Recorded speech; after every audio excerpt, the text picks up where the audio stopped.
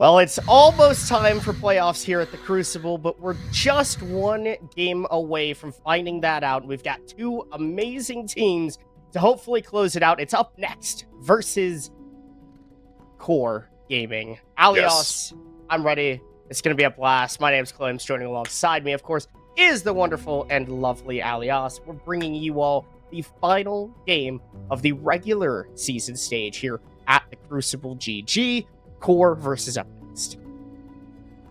Should definitely be an interesting time. I've casted Up Next a couple different times with both the major roster shifts they've had inside of Crucible, as well as obviously casting QoR for 70 rounds during the Blitz Grand Final. So I know both of these teams quite well, though obviously, as alluded previously, there have been quite a few roster changes between the two of them, with Up Next taking the brunt of them, bringing in Aiden, Carnage B, and Deity, leaving only 2/5 of their original roster intact. Yeah, Up Next looks like a completely different roster from what I remember them coming into the Crucible as. A little bit of a mashup of like the old Card and Co. or then just old JJ and Co. or old Fluffy Gamers when they were that back then, because you've got Kuru and Deity together, and then Ticey just kind of filling up the rear. But then you've got QoR, who's been struggling a little bit as of late and trying to find their identity as a team overall. They go with the roster move of dropping Twist, bringing in Brios. So maybe some up and up coming for the side of QoR. Obviously, a team that I would like to see do very well. They had a good run-in element until they got to playoffs, where they kind of fell off the face of the earth. So maybe they'll bounce back, and here in Crucible would be a great opportunity, obviously, to show what you've got, especially with challengers, the challenger circuit coming up and other stuff like that. Into the map veto we go. These two teams, Alios, honestly, I didn't really know where to expect us to go. I feel like we would be a little bit more simplified. That's why you see Lair being banned off the map pool rather early on. But I don't expect us to go to anywhere super complex. Maybe we'll see a consulate pick out of QoR. Bank being the first pick by Up Next is a little bit shocking, because I feel like that's a very large map. And as a team that's a little bit more pug style, being that of Up Next, does lead some concerns when you're going up against a very strong and structured roster like QoR. Yeah, I mean, just going into the map bans real quick, they haven't ever gone to Bank with... I mean, they've been to Cafe and Clubhouse, which Cafe is going to be the second map in this series, but they've never been to Bank or really much of anything that's structured like Bank. With the exception of one game on Skyscraper, which they lost 7-5 versus Friendship Team. So it is a very interesting choice to me, which I think does kind of signal to maybe trying to tighten things up a little bit and take advantage of Karn's experience to kind of round off the edges and make sure that there aren't as many easy gaps to exploit. Because when I casted them versus Slime Belief, there was a lot of gap hitting versus them. They were so susceptible to being just outgunned. Yeah, and that's something I think I'm a little bit worried about going into this first map for Up Next, is those gaps that may be left wide open, as well as the fact that QoR should be able to hold rather extensively across Bank, and I imagine Up Next really the only way they're going to be successful on the attack against QoR, who's going to play those long-winded extensions, going to bring themselves throughout the map, because that's what you do when you're an experienced competitive team, especially on a map like Bank, where you've got to play all facets of that map. You've got to play up to the third level, the second floor, obviously, or I guess the second floor, the first floor, and then the basement for the basement bomb site. And even on the first floor, you're kind of poking into the basement and into the top floor. So there's a lot of different map control that's going to have to be held for both of these teams in this series. And being that pug style team, that team that's gone through a lot of roster moves, you're going to see Up Next struggle with that. So how do they create that pressure to force QoR to be uncomfortable? I don't know, but we'll have to see once we hop in. But I do think that there's something to be said for the way QoR has been playing, because they have been struggling a little bit, and I do think they have potential. I mean, obviously, the team's been around for forever. I believe since just before Element 3 was when they were first officially publicly unveiled. So they're not going to be slouches, but I felt that there has been a lot of shifting identity in that team in the time they have been around. Going from the roster with Aimkey and Skunky and Twist back in the day, now to this roster where only, I believe it's Candle and Moses have survived. It has led to a lot of shifting in the play styles, in how rounds are structured, and with the introduction of Rival, probably the calling structure as well, which I think is going to be what Up Next is hoping to kind of exploit as they go into this game. Yeah, I think that the core team is, on paper, the more talented team, at least going into this matchup. They're the team that you expect to perform better, obviously being under quite a large organization, as well as the experience that these players bring to the table. Not to discredit Up Next, obviously they do have experience on that side, especially in the name of Karn. But through that, I do think that core, just on paper, when you look at this matchup, you're like, this has to be a no-brainer for core. Obviously, our production has decided to troll us and say that Up Next has won a map, so maybe Up Next have a map advantage that I just don't know about, but I'm pretty sure we are just being sold in the background. Yeah, our production is rather thrilled that I've called them out in the background. But Blitz, Blackbeard, Cade, and Valkyrie. Wow, look at that, guys. It's all gone. It's all gone. But Blitz, Blackbeard, Cade, Valkyrie, pretty standard veto pool here on Bank, but that does leave up the Mira, the Azami, both very, very strong operators here. You're going to see that Mira be brought right off the board as well, which is kind of a staple of, I'd say, most of the sites on this map, and especially this basement site, is there are just so many different areas that you can throw those Mira windows down that are so hellish to deal with, especially when you combine it with clever use of things like a Goyo or a smoke. There's tons of opportunity to create layers on the site that the attack just isn't going to be able to properly deal with. We're also seeing that second mirror window from Rival being placed and then probably broken immediately just so they can prevent that wall from being opened up easily. So Up Next is going to have to work significantly harder to get past the Miras, the Goyos, the Smokes, and the awkward hard breach if they want to do the default plans on CCTV. My goodness, it's my favorite operator ever. Castle. Too bad there's no lead skin being brought, though. That's a shame, but it'll always be in my heart.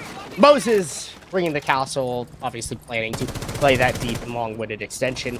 But here we get started into Bank. Up Next, looking to have to fight off Brios, who's on the top floor, but evacuates rather quickly. It makes sense just to shoot a drone and leave and ultimately play this much deeper hold inside of open area. You see a lot of castles being placed to support the structure of the team overall, and now the Warden will rotate just a little bit further in the cafeteria where there's not really much to play off of, but I think ultimately the plan is just to shoot another drone or two, fall back down the hatches, and play for a late round take here by Up Next, who's a little bit slow so far in this take. 60 seconds through, just now getting into the top floor, but you've got so much more that you have to deal with as Deity actually drops into small office and begins to work on the hatch as well as the castle barricade, but Candle from behind should catch the Damos off guard. And there he goes, opening pick 4.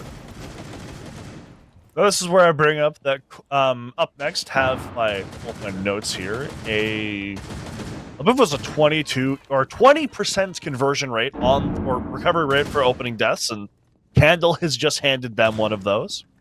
And these early rounds here for Up Next are going to be very, very important. If they can't get that ball rolling, it's just never going to start rolling at all.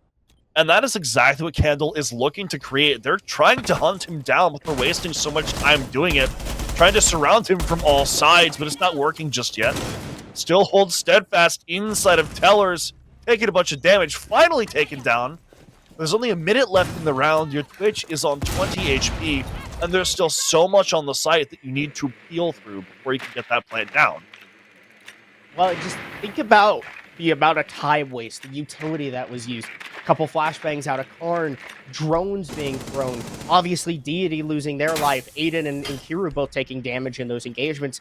That's a huge value play out of Candle. Sure, he died, but ultimately, that's exactly what you want out of a player who extends himself into the roam. Obviously, if he didn't get a kill, maybe it wouldn't be as worth. It all depends on the time and the utility used. But since he was able to get that kill and then continue to apply that pressure, it wasted so much time. And now Up Next are in a scramble. They've got 30 seconds, not even, to get into the bomb site. You see Kiru poking down main stairs, but what is he to do now? Pulls out the crossbow and looks to use the utility, but Inrio still denying inside the server. This backside pressure is going to be great for when Up Next try to drop down the hatches, which is all that they have left. They both drop into lockers they go.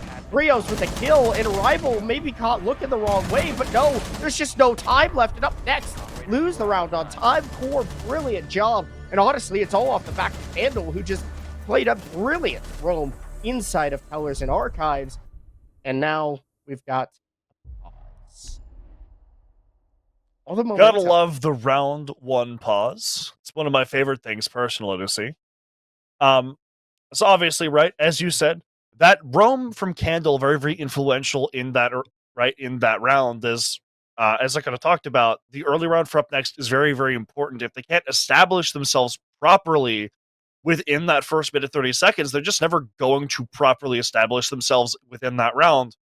And Candle shuts that down before it can even really begin. He gets the kill on that Deimos, which makes clearing out the remainder of the site much more difficult. And then he just sits there and waits for Up Next to come to him. He doesn't throw his life away after that. He doesn't even try to retreat. He makes them clear him. He makes them take that fight. And by the time they get that done with, there's only about a minute left to actually get onto the site and then deal with the Goyo canisters, the castle barricades that are on site, as well as the smoke canisters. And there is just so much going on that Up Next have to weave through that even when they get that pick and gain the man advantage for themselves temporarily, it's just not nearly enough to actually break into the site. And especially with that position that we saw from QoR in that late round from players like Rival, they were constantly trying to figure out where people were and duck between the cracks so they could get the just enough kills necessary to fluster Up Next and prevent them from properly taking the ground. It's kind of what I thought Up Next was going to struggle with. And forward through those mini games after them, obviously, the clear players, when you're not as well rehearsed of a team like Up Next is, right, with their roster moves, with the changes that they've had to make, it makes it a lot more difficult to actually clear those bodies and to deal with those mini games that opponents will give you. And you'll see Up Next continue to struggle with those more and more as this match continues. But I think that ultimately, if they continue to stick together as a roster and don't go through, you know, the terrible T3 plays of swapping your roster every 6 days or whatever that teams are doing nowadays, then you'll see them start to gel a little bit more together and be able to be cohesive as a unit together. I think that that's the biggest thing that Up Next need to focus on going into the future, even if this match does not pan out as well as maybe they are intending for, because they've got such a strong opponent in QoR that they've got to face up. Not me talking like Up Next have already lost this match. It's been one round, but noticing that that's something that they struggle with already. It's probably going to be something they continue to struggle with. But Karn with the opening pick, excellent. Off of the upside down rappel from Kanto, taking down Rios. Rios can be quite an influential player when he's able to get that ball rolling, when he's able to get locked in and get comfortable and shutting him down early on. It's going to be a pick that allows Karn to breathe a sigh of relief as he gets a second one, but Inrio's going to bring one back, take care of Deity. It's a ton of pressure below the site taken care of. But Up Next still have this man advantage, and they've taken out Candle, who's playing on that Azami, which is going to leave a ton of barricades on the cutting room floor, which is going to free up tons of sight lines that Up Next might look to get into. Inrio, though, with that pick on Tuaden, it's made things a little bit more difficult, like evening things up for. Oh, the aggressive square runs outside or just outpeaks Aiden, I guess, from that balcony. Great aggressive play by Inrio, but maybe a little too aggressive now as Taisi taking down the Wamai and has made their way inside a closet.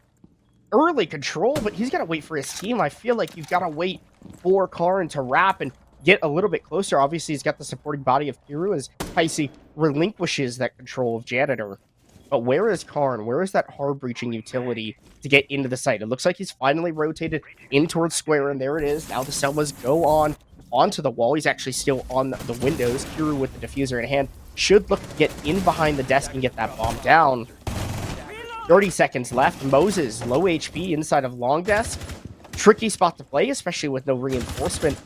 And now, Up Next have made their way in the site. Kiru begins to get that plant down. C4 from Moses goes, and it lands. It hits its mark. Where's the cover from Up Next? Taisi leaves Kiru out to dry. And now Karn, forced to repel in the window, takes a little bit of damage from the long hallway, but he's better than Rival in the engagement. Moses wins it back, and now it's just a 1v1. Moses, Soch low HP, and Taisi with an easy pre-fire gets the kill after getting off base. And Up Next take their first attack. Yet again, we see things coming down to the wire there, but up next, you have enough space to get that diffuser down, as they've created enough awkwardness with that cover to prevent QoR from properly retaliating, aside from that C4 from Moses. But we do see still there was some scrambling from up next in that late round, as they kind of banked on Kier being able to get that plant down very early on, but he just isn't able to because of that aforementioned C4. We also saw in that round, something I think is very notable, is they got those opening picks. They got 2 of them before Inrio brought one back, which is very, very good for them. But Inrio was able to bring that back down to a 3 versus 3 before he got a little bit overzealous later in that round, which is something that QoR is going to keep kind of notice and keep in mind going forward. As up next, they're solid in the early round. They know how to get into the map. They know how to get early gunfights. But there's still weakness in that mid-round, which QoR are going to look to exploit throughout the remainder of this map. Honestly, I think it was Rival who had whiffed on Karn rappelling into the window. Yes. Very rare whiff on a Rival. He's one of those solid players that you never see make a mistake like that. So the fact that Rival does make that error is simply the difference between up next winning that round and up next losing that round.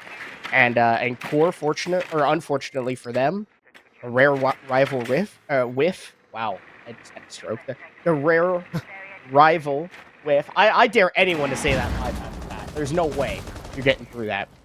It's Ticey, early control of lobby, made in. Wow, this is good control early on by up next, but you've got to be wary of the player up on banana. But if Ticey goes unnoticed in this position, he could really cause some damage. And there goes Rival down for the count. Early pick for Ticey, inserting himself into lobby, and that's exactly the gap you're looking for if you're up next.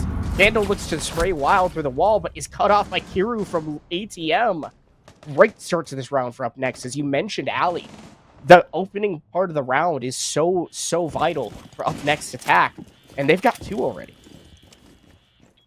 They've set themselves up quite effectively here. They have not only man advantage, but control that is knocking directly on the door of the site, as well as control above it. So they can start to use this to just collapse onto the site, constrict the players there so they don't have any room to move around, and either use that to finesse the last 3 kills they need, or potentially look to get this diffuser down, depending on the control they can get and what they feel comfortable doing. Although there is still some denial of the space taking, which we see or trying to implement, like that Tubero, guarding that hatch, preventing Hibana from opening it effectively, which is going to waste a little bit of time, but there's still good information going the way of up next right now.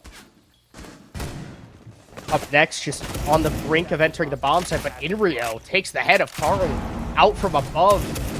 That's going to make this round a little bit more difficult for up next, but Deity takes down Moses. And now up next, they're continuing to just apply the pressure, re-established by Kiru, as the hatch was never opened up, but it's up to Brios in a 1-on-3. Finds a second in the round and uses that C4 just to buy himself a little bit more time, takes the head of Kiru off, and now rolls a reverse. It's a 1v1, no HP for Ticey, but he finds the head of the Mute. Great job by Ticey just to win the engagement. No cover needed, head goes off. And up next, when their second attack.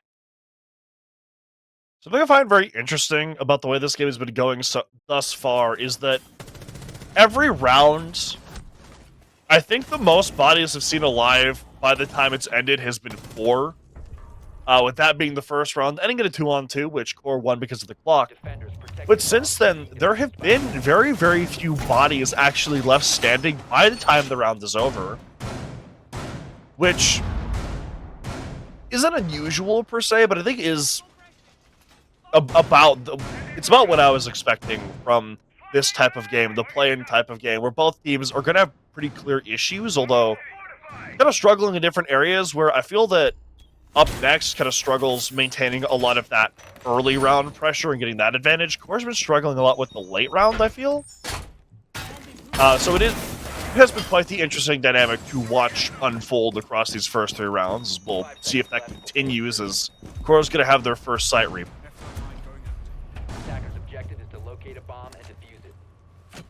Down to the basement, or go back to. how will Up Next continue to apply that pressure of the early round? Last round it was icy, just early aggression into the building, getting that control established, forcing QoR to rotate back way earlier than they wanted to on that open area hold.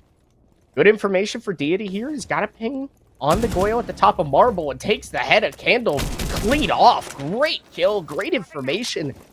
The concerns that I had for Up Next in the first round are not the same here. You take out the head of Candle and now can begin to work on that pressure inside of open area. Deity playing maybe a little aggressive for his own good, but ultimately he's got that kill early on and can now begin to use those death mark trackers on these players inside of open, force them away, and Up Next should have a lot of time available to themselves to go for this attack.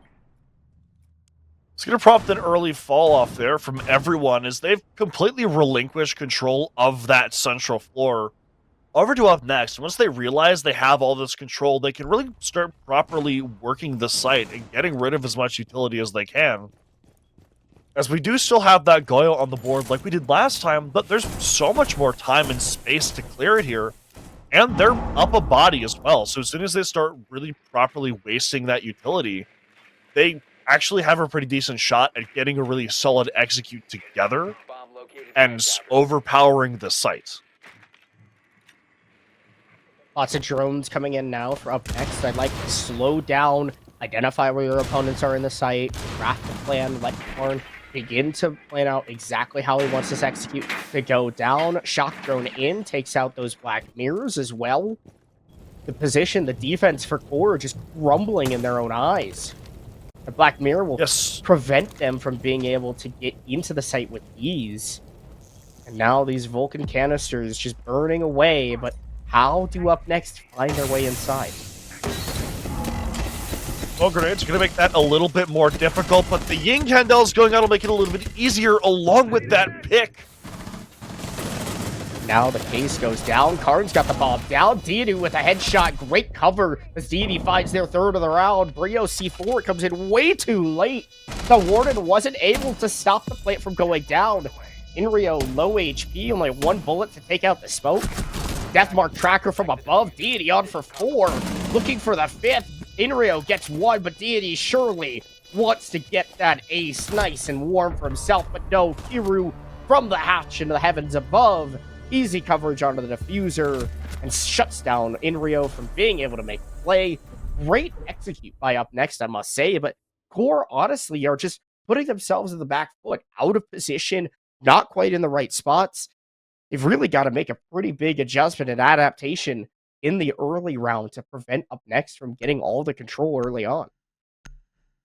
The thing about Up Next is that even though they do struggle a lot in that early round sometimes, and even if I does solely dictate how a lot of their executes go, they're very good at taking freebies when presented with them. And when versus Slime Belief, that was something that we saw for a couple different rounds. They were forcing Slime Belief to make significant mistakes on their defenses and kind of rotate into Card and Co. But the struggle that we see Up Next have with a lot of those situations is that they're not good at adapting much past that point. And so that's kind of what I'm waiting to see if QoR realizes and if they can fix up that game plan a little bit. Because there is, not easy necessarily, but there definitely very plausible ways to deny these things that Up Next are doing in the early round to get these advantages. Like, don't send Candle up on Spiral alone, for starters, but I mean, it's just yet to be seen if QoR is going to kind of crack that game plan and secure a couple more rounds on this first half.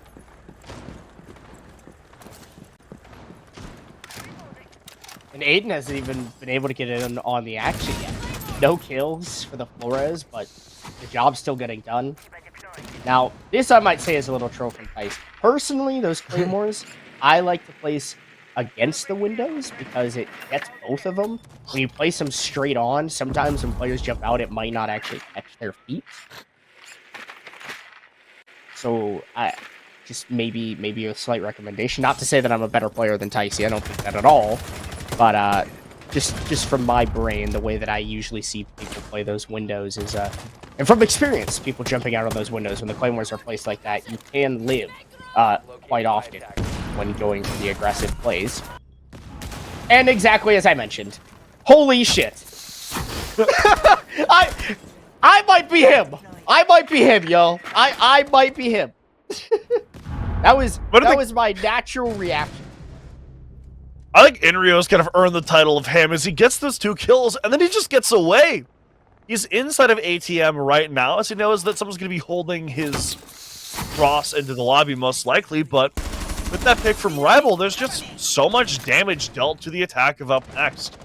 They've lost all that window pressure, they've lost the utility to clear out these players, and they've lost so much of their presence on the map, and that's going to prompt the rest of QoR to get a little bit adventurous, to start firing off pot shots wherever they can, just to see where these Up Next players are and see if they can maybe catch them. But Inrio, he's going to catch Carnage B, bring us down to a 1 versus 5 for Aiden, who's currently sitting on 0 kills. I'm still honestly just in awe over the Claymore thing. What? Yo. What's up, Mira? How we doing, Moses? Jump scare. And Aiden with no kills. Maybe he could try to work for his first one on the board, but ladies and gentlemen, if you want to properly place Claymores here on the CEO bomb site of Bank, you need to place them horizontal to the windows, and you also have to make sure you place them on the red brick. Otherwise, if you place them too close, players can jump over the Claymores. So a little interesting fact now that you have learned, you viewers of the Crucible GG. Thank you for highlighting the failed Claymore, dude. It's so sad. It's exactly what I said was gonna happen, and it happened. I'm so proud of that. Aiden looking for nothing basically up here on the roof. Up Next do lose the round, unfortunately, to that jump out. And sometimes it's as crazy as that, Alias. Like, well, there's such minute little things that are so niche that matter in rounds, and that is one thing. It's very rare that Claymore placement is something that you have to be like, oh my gosh, that like separates a tier 2 team from a tier 3 team, but sometimes it does. And exactly in that moment, the Claymores miss. I mean, it's just little mistakes like that. Little mistakes like that will put QoR back in rounds. And Inrio with the jump out, beautiful read. He probably jumped out expecting to die. Ended up getting 3. If there's one thing I've learned from Staff Hub games is that you really want to pay attention where you put those Claymores. Like, those ones specifically have given me nightmares after when I used to queue Staff Hub semi-actively back in the day before I learned my lesson. But it's very rare that I'm willing to kind of attribute a round to a single play, but I gotta give it to Inrio there, man. I mean, he jumps out, like you said, fully expecting the sweet embrace of death, and then he just doesn't die because the Claymores placed wrong. And then he gets Karn too, when Karn tries to get the kill onto him. And that leaves Aiden in 1 versus 5, which he does not even attempt to win. Which is going to bring us back down to the basement here, with QoR feeling a little bit confident on it, and looks like we do have a pretty different setup from what we've seen them run previously, with notably more than just Candle sitting on that top floor.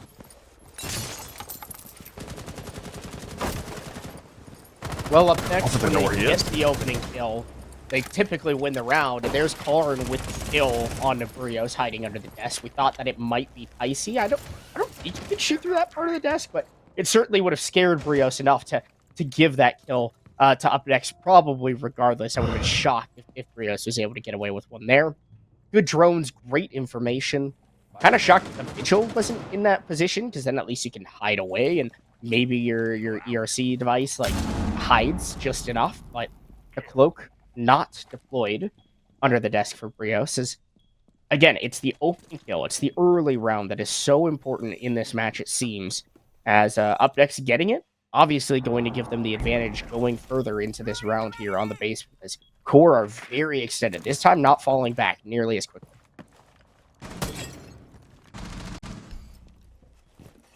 Yeah, that opening pick is something that's been so crucial to them. It's just been given away for free there.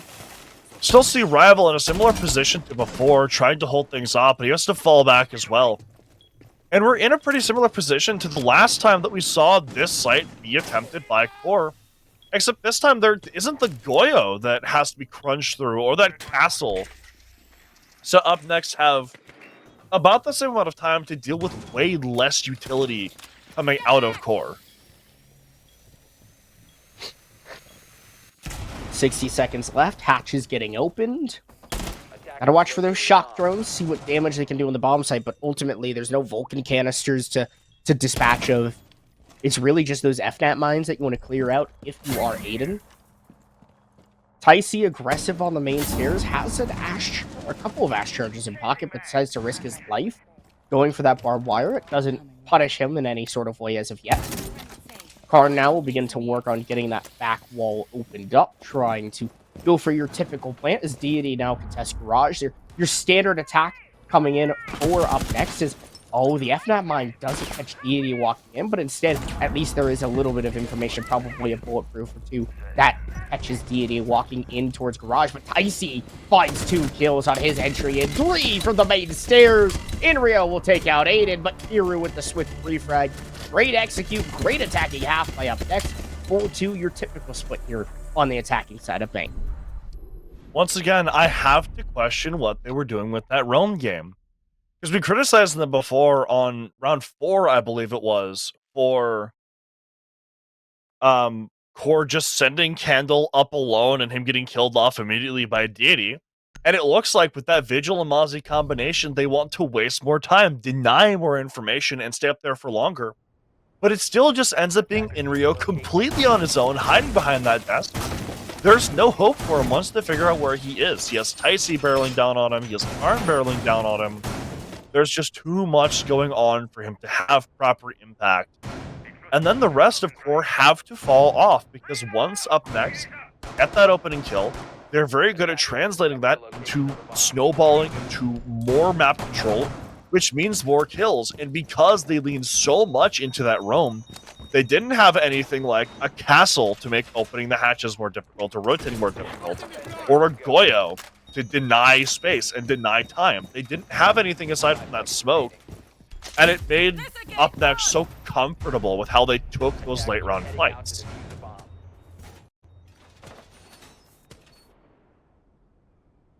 Now we go to swap the sides, and we get to see what Core handles for us, or hands us rather, on their attacking map. Of course, lots of Deimos play. I'm curious what the sense will be used for by Rival. That's an interesting selection.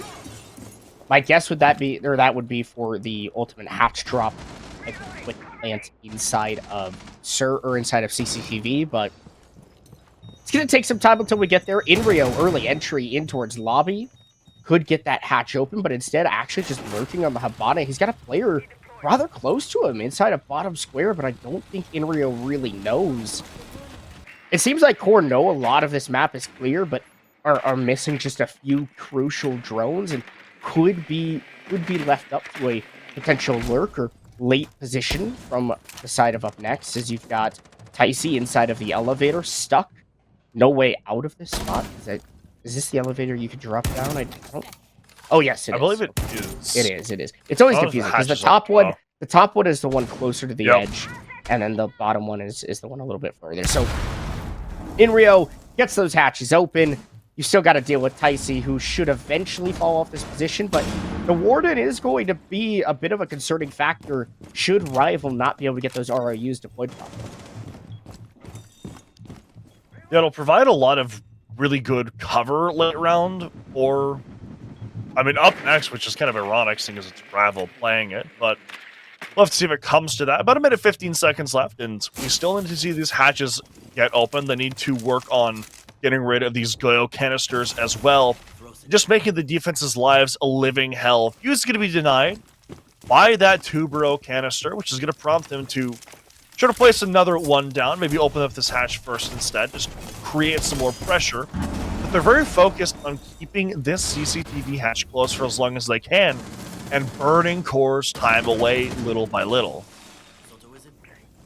Time will continue to burn away. I'm just waiting for Moses to have that ability to explode the cluster charge in sight.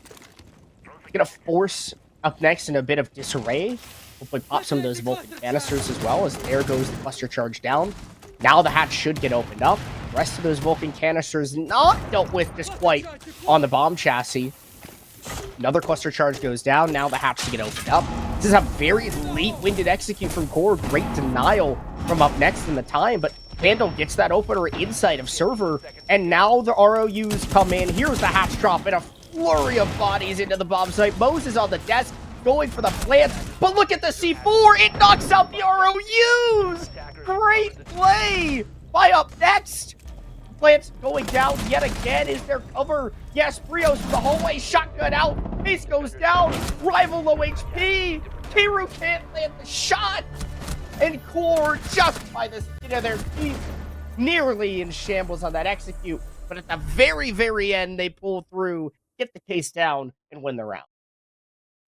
That's a hell of a twist there to that round ending. Everything looking all for naught before the last-minute plan from Rival turns out to be exactly what his team needs, planning in the one blind spot that was left from that ROU, the one line that was left up from that C4, taking out the rest. And then Brios with that cover as well is phenomenal, taking just the space that he needs to hold his teammate, hold his back, hold for that plant so he can get down, and ultimately create the win conditions. Without that, there's just no time. But I do also, I think, want to point out that that take from QoR up to that point was a little bit lackadaisical. There was attempts to get rid of stuff on the site, but there wasn't expediency with getting some of the hatches open like I think there really needed to be. And when you have that time deny utility like up next you're bringing, you can't afford to be lackadaisical when you're taking that map control, and especially not when you're using that map control. Attackers are heading out to defuse a bomb. I mean, it was a great attack by QoR. A little bit slow up next. Very good defense, but just fell a little short in the end.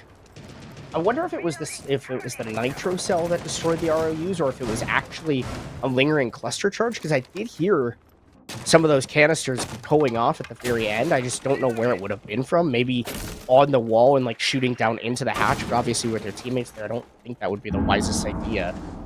So I don't really know. My guess is it would have been the C4 that broke those ROUs, which obviously blind both the attack and the defense, since there's no direct counter other than some sort of explosive gadget to deny. The zero being played by Inrio should provide a lot of great information, and, well, Brios will be able to use those cameras now, as he's dead very early on, and hopefully can hop on those Argus cameras in favor for QoR. Inrio, by the way, let's talk about his performance. 11-6. Not typical of him at all, usually on those heavy supportive roles, so it's nice to see Inrio getting the spotlight a little bit in this match. Very, very nice play.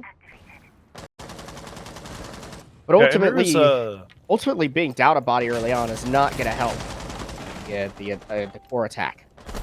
Absolutely is not going to help, and especially with kind of the trend that we've seen is usually that if up next get that opening pick, they usually convert that round pretty effectively. And they're on the defense now, so I can only imagine that's a little bit easier than converting an opening pick on the attack. Sola's still up on the board, figuring out where these attackers are and gathering more information. Deity as well, making more bodies hit the deck. That's Moses that he's just killed off. Starting with the idea of potentially trying to kill this player on the window, but ultimately decides against it before Rival kills him off.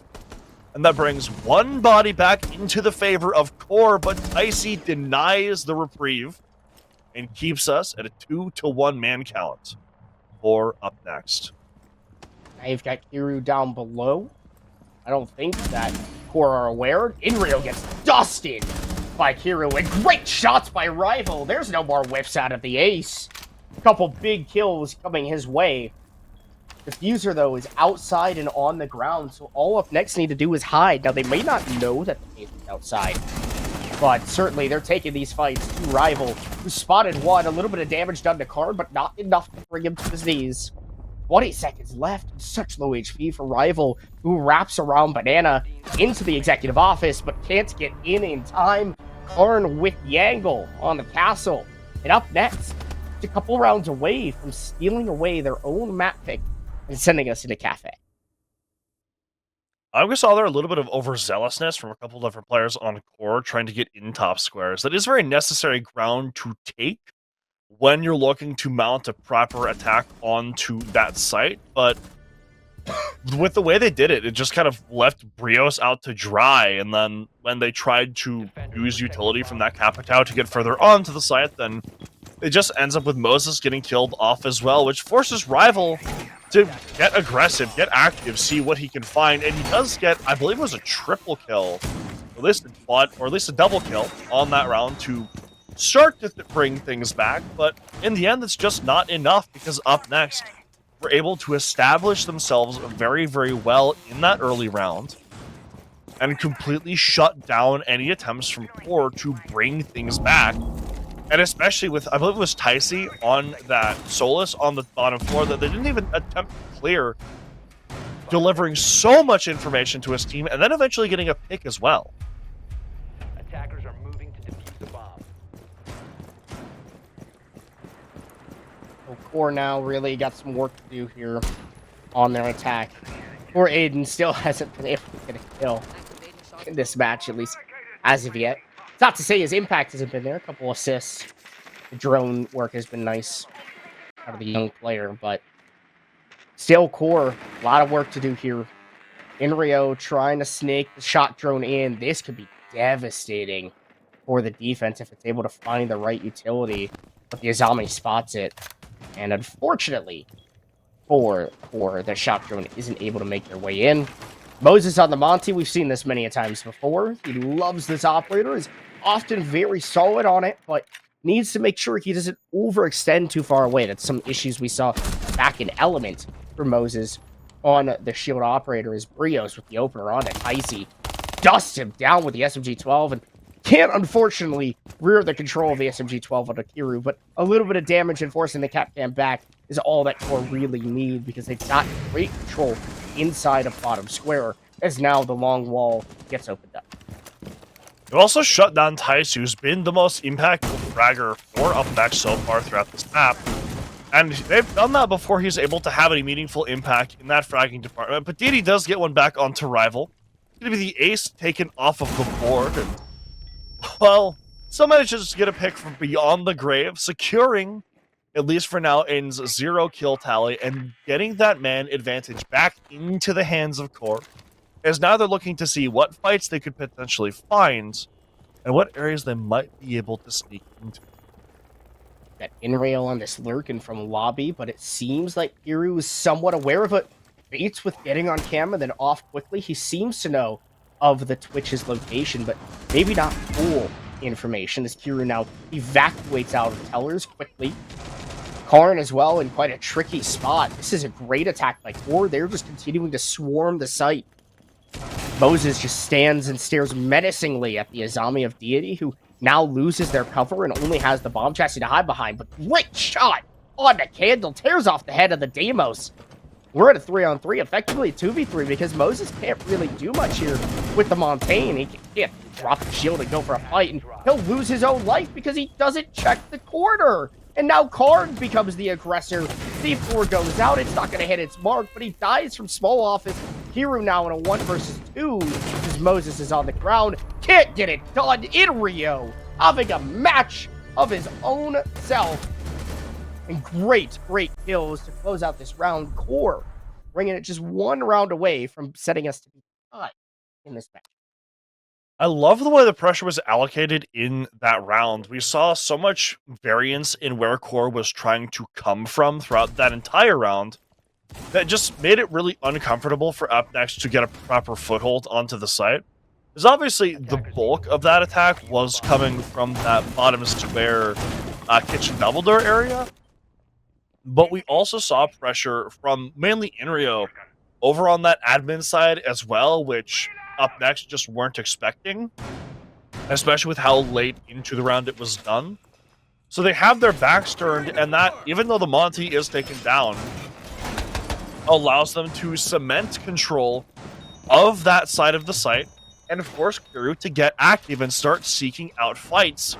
And when they figured out about where he was, and were able to start properly powering him, that leads Inrio to get that kill, and it I mean, it was just beautifully played all around from QoR. Like, excellent attack. Locate a bomb and defuse it. Very atypical that you see there too. Like, it wasn't your normal take the top floor control, drop down the open hatch. No, it was the Monty walking in bottom square, controller server, and just walk in. You had a little bit of flank pressure from lobby, but ultimately QoR decided that their best angle of that execute and that attack was just to go for the gunfights, and that's all they did. Player with a shockingly quiet game, I must mention, is Candle for QoR. He's typically a star player for this team. He's not someone that is quiet. He's not someone that's not known for just like being a burger and not getting kills. I mean, Candle is a very, very solid player. He's not had a great season of Crucible thus far, but this would certainly be the match to turn all things around in. Maybe just a little bit of a slump for Candle, one could say. One could say it's also that he's running the FAMAS on Twitch, and that could cause lead to problems. But I don't know. It's very off to see. It's off-putting to me to see Candle struggle so much. He's a player that as of cast him, there's some variance within him where not that he's a bad player, I don't want to imply that, but it is not unusual to me necessarily to see him have a game or two like this, as he oftentimes will be one of those star fraggers for QoR, especially in those early round fights, but he will also have some games where he is playing less than stellar, and some of his teammates will have to pick up the slack, as Inrio has been throughout the entirety of this game, currently having the highest kill count in the lobby across both teams. Well, that's not going to help much if Hero can continue to delay this time that he is and prevent them from properly making an entry in towards the site. As even with that Monty, you don't just want to funnel yourself. But was it really doing much? Like, just throwing the Zoto canisters when there's still over a minute left in the round on the hatch, like, really deny much time or waste much time? I don't feel like it. It gave QoR the time they needed to go for their setups and stuff, as now they bait out an execute with an ROU. Nitrocell comes through, smoke grenades as well, and Brios gets the opening kill on the Deity. So more problems now for up next as another ROU gets rolled on into the bomb site, and now Candle begins to get the case down, but you've got to have Moses stand in front and cover his teammate as he just is able to get in front. Case goes down. It's a 5v1 execute plant. And it's all down to Ticey. Best fragger so far from up next, but he's got to find 3 more bodies after he dispatches of Inrio, the other top frag of the lobby. Oh, great kill on the Brios. That's a rare whiff out of him. And it's down to the Monty of Moses and Rival on the hatch above. Ticey baits out with the counter defuse, but ultimately this is not a winning position for the Warden. You've got a Monty in your face. Moses will ADS and get the win. If not, you had to still worry about the player above. Good effort by the Warden, but unfortunately just not able to get there. We're tied at 5 apiece. QoR bringing it back. Yeah, very good attack from QoR there, even with the attempted delay from that Tubro. Like you were really alluding to, there wasn't really a ton of impact to it in the end, as the Hibana pellets were still placed on that hatch, and we're still going to open it eventually. And they just used that time while it was being opened to set up on other areas of the map.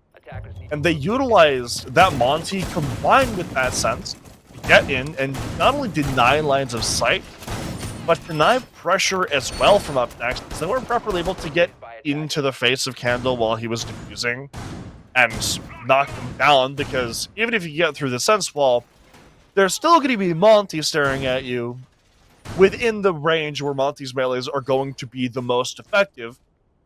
And they absolutely knew that, really leaning into that for that attack to work and leaving Rival just calmly atop that hatch the entire time. Even when it was a 2 versus 1, he still sits there and baits on the hatch because he knows the Monty is more than enough pressure with that diffuser down, and he can just wait to play backup.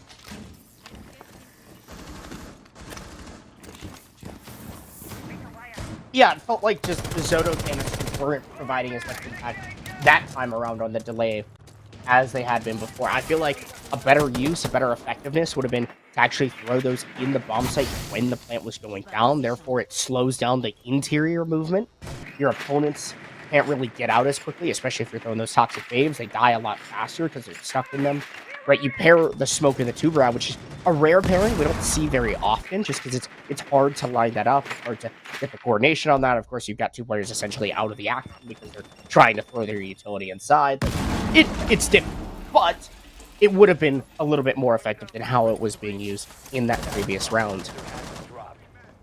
Besides that, we probably won't see that bomb site unless we find ourselves in overtime. We go to the top floor now, which there's already early action. The wall's been opened up. He is kind of in an awkward position here. Might have to fly out the window and just be aggressive himself. As you can see, he's shoving his face in there. But Inrio's got nice cover from the long angle to prevent the Azami from doing what Inrio did a few rounds back.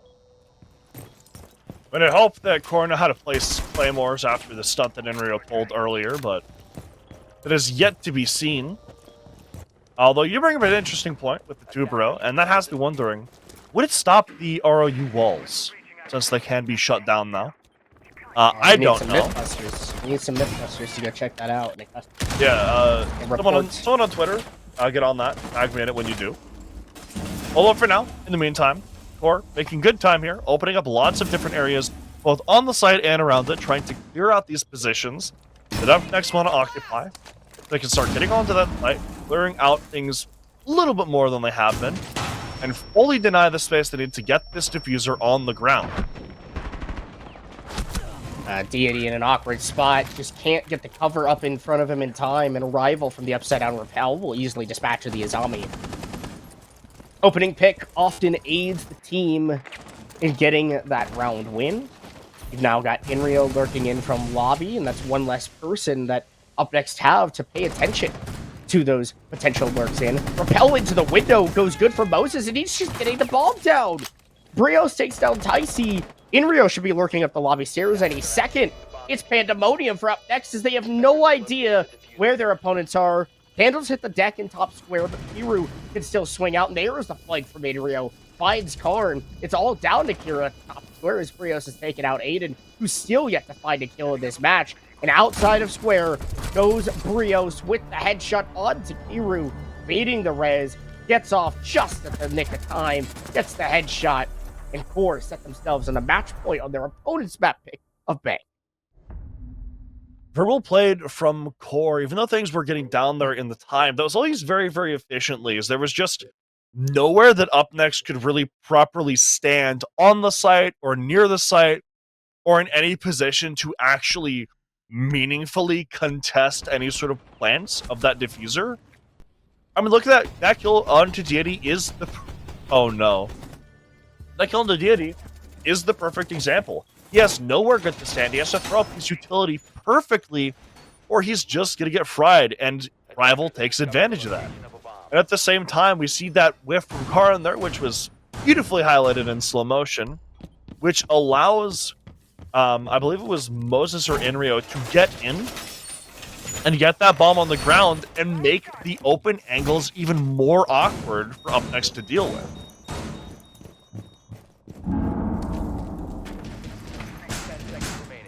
Now Up Next are on the back foot of their own map pick. 5 seconds to go. Icy is doing his best work to carry the team through as much as he can, but unfortunately his efforts just falling a little bit short. Inrio and Brios both having a great map. Rival, pretty average, but not too shabby. Of course, we talked about Candle being quiet, otherwise maybe this map would be a little bit more hefty in favor of QoR. And then you have Moses, who's struggled, and that's not to dog on Moses. He's a great player, or not struggled, rather. He's the IGL. He's been on the Monty, he's been on the hard sport roles. You're not expecting Moses to really frag out. So Candle ultimately has been the player that's kind of been a shocker for QoR, but they've still been able to pull through at least as much as possible. Of course, on the other side, you've got Eden still struggling.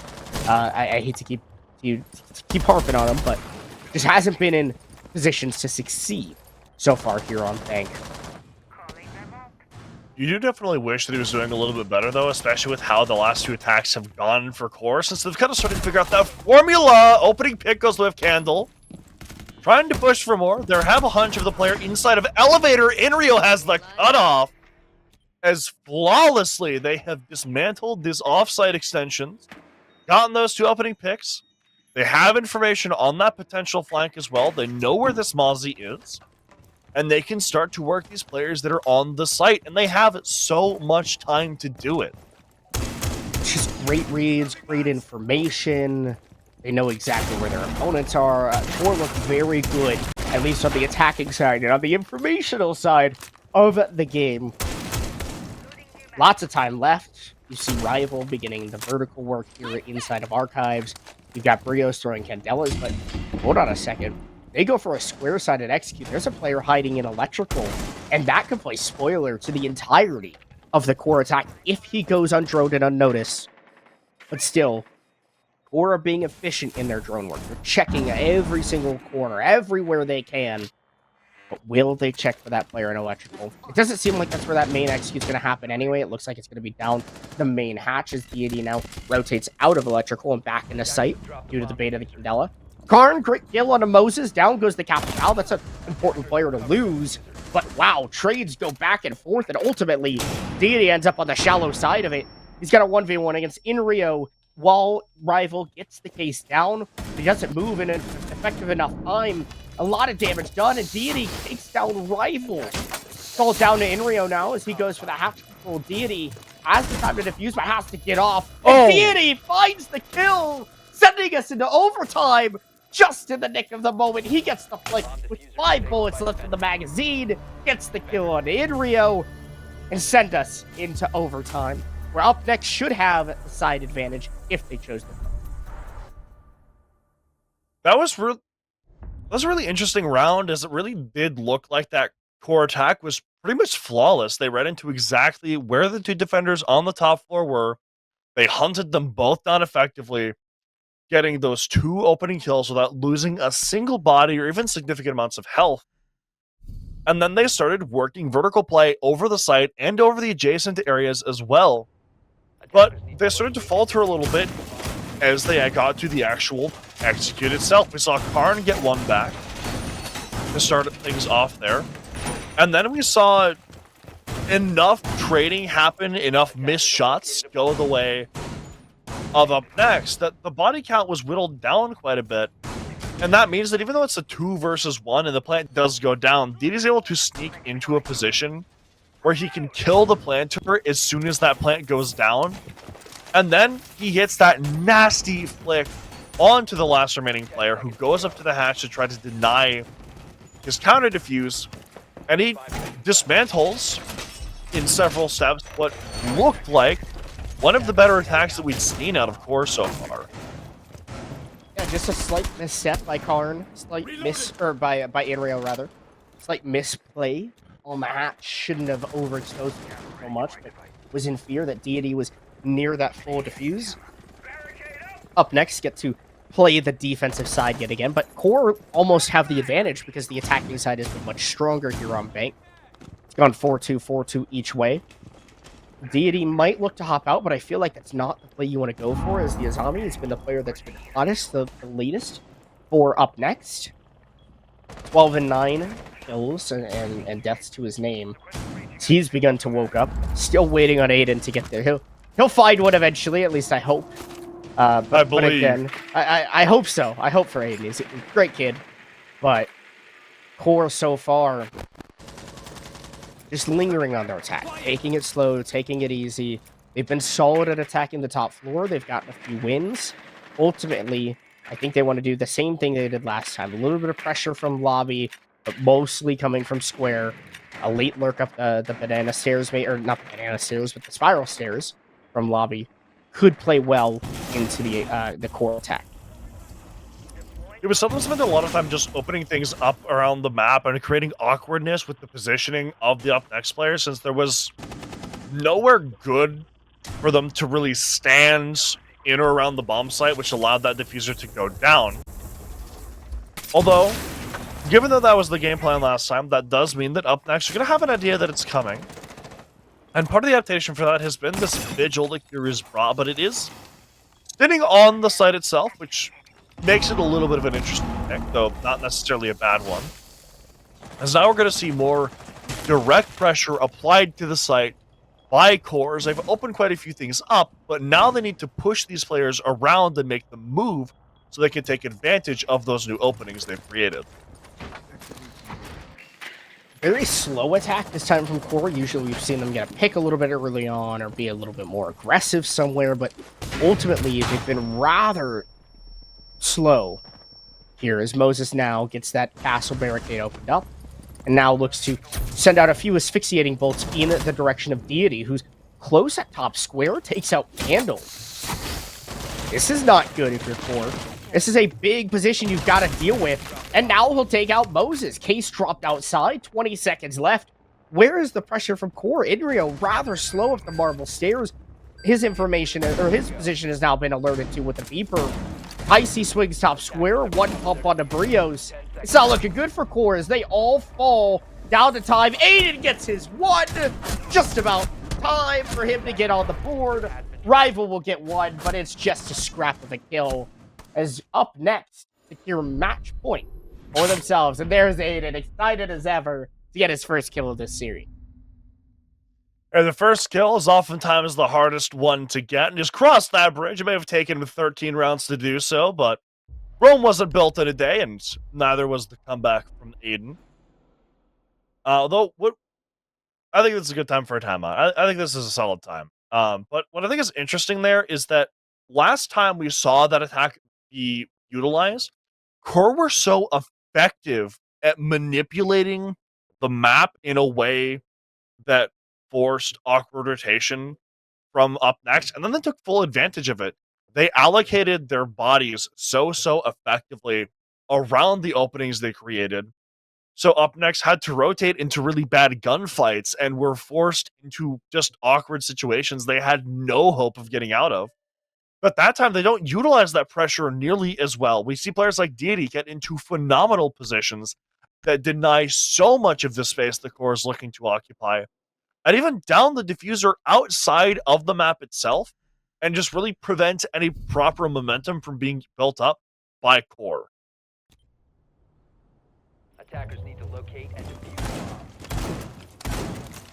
Well, now QoR need to do their best here on the defense. Hopefully Cohen has provided some very good insight to the team. Maybe he's provided insight that up next don't know how to place claymores properly on the windows, and so they should just jump out again. Maybe that's the insight that he's brought. Who knows? I imagine he's watching from above, watching the POVs as best he can, getting all the information. I know there was a game that I casted of them where his timeout was just stop dying like idiots, so it could be. 5 seconds to go. Could be. But ultimately, the biggest thing here for QoR is they've got to survive, because I think if they get to the attack, they'll be okay against up next. They can take the time, they can focus on that, but right now, the biggest focus is the defense. Shutting down Ticey, who's been very quick on the entry when he's got in. Obviously, it's been a long time since we've seen an attack from up next, over 7 rounds since we've actually seen them attack. So maybe they're a little cold, a little jittery, a little not so loose, one could say.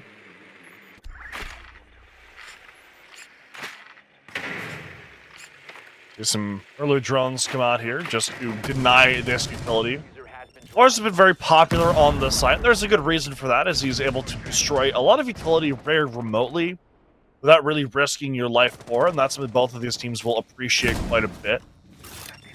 This Candle's maintaining this pressure over by stock, as there are Flores drones sent at him, but none quite sealed the deal just yet, as Ticey is dancing on the CEO windows, just seeing if anyone will potentially expose themselves, or if he could get rid of something like a castle barricade from his position. Not again, not the claymores, not again. Good usage of the Ash Shards. You take out the Mirror's vision. The Mirror still stands up, but of course the glass is now broken, shattered away. But ultimately, QoR can just sit tight.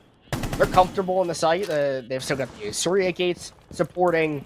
They've lost stock control now as Q's hopped in, but Candle does not let them hop in. Gets that kill on to Kiru, and now finds a second onto Aiden. The Flores drops down as well. That's not so good for up next, who have struggled to find any sort of footprint in the building. Karn's got the cancel repel on lock, but ultimately hasn't really been able to find much of it. Two players stuck over by the stock side, or one rather top marble, one at stock, as Deity now looks to poke up at rival, but falls away instead. Bit of a lull in the action now as Candles effectively halted a lot of that momentum that was being built up by Up Next. As we do see, still, Deity tries to poke up these marble stairs, but he knows there's no good option for him to do so without getting killed off. As Rival can kill him as soon as he tries to hit that barbed wire. He's going to try to go top square instead, potentially, help out Ticey on the sentry, but with only 30 seconds left, their options are so limited. Yeah, they've just waited forever. They're still gonna sell on the board that hasn't been used. Candle has found his 4th kill of this round, rather, doubling what he had in this game, or at least one shy of that, unless he's able to take out Karn, who places a breach charge, goes up to the roof, and we'll probably just talk about how they want to defend at the next site. That's exactly what he's gonna do.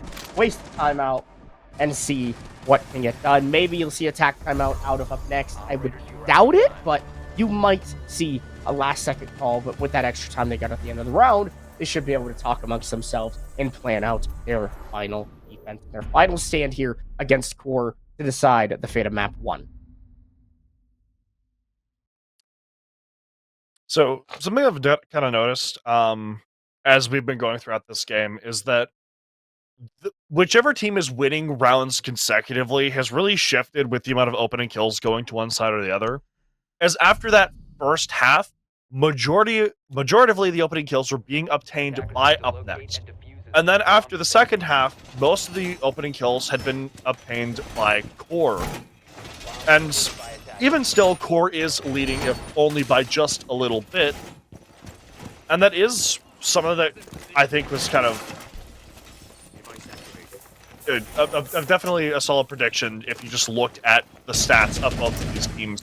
Both of them having very, very poor opening death recovery rates, and along that fairly solid opening kill conversion rates.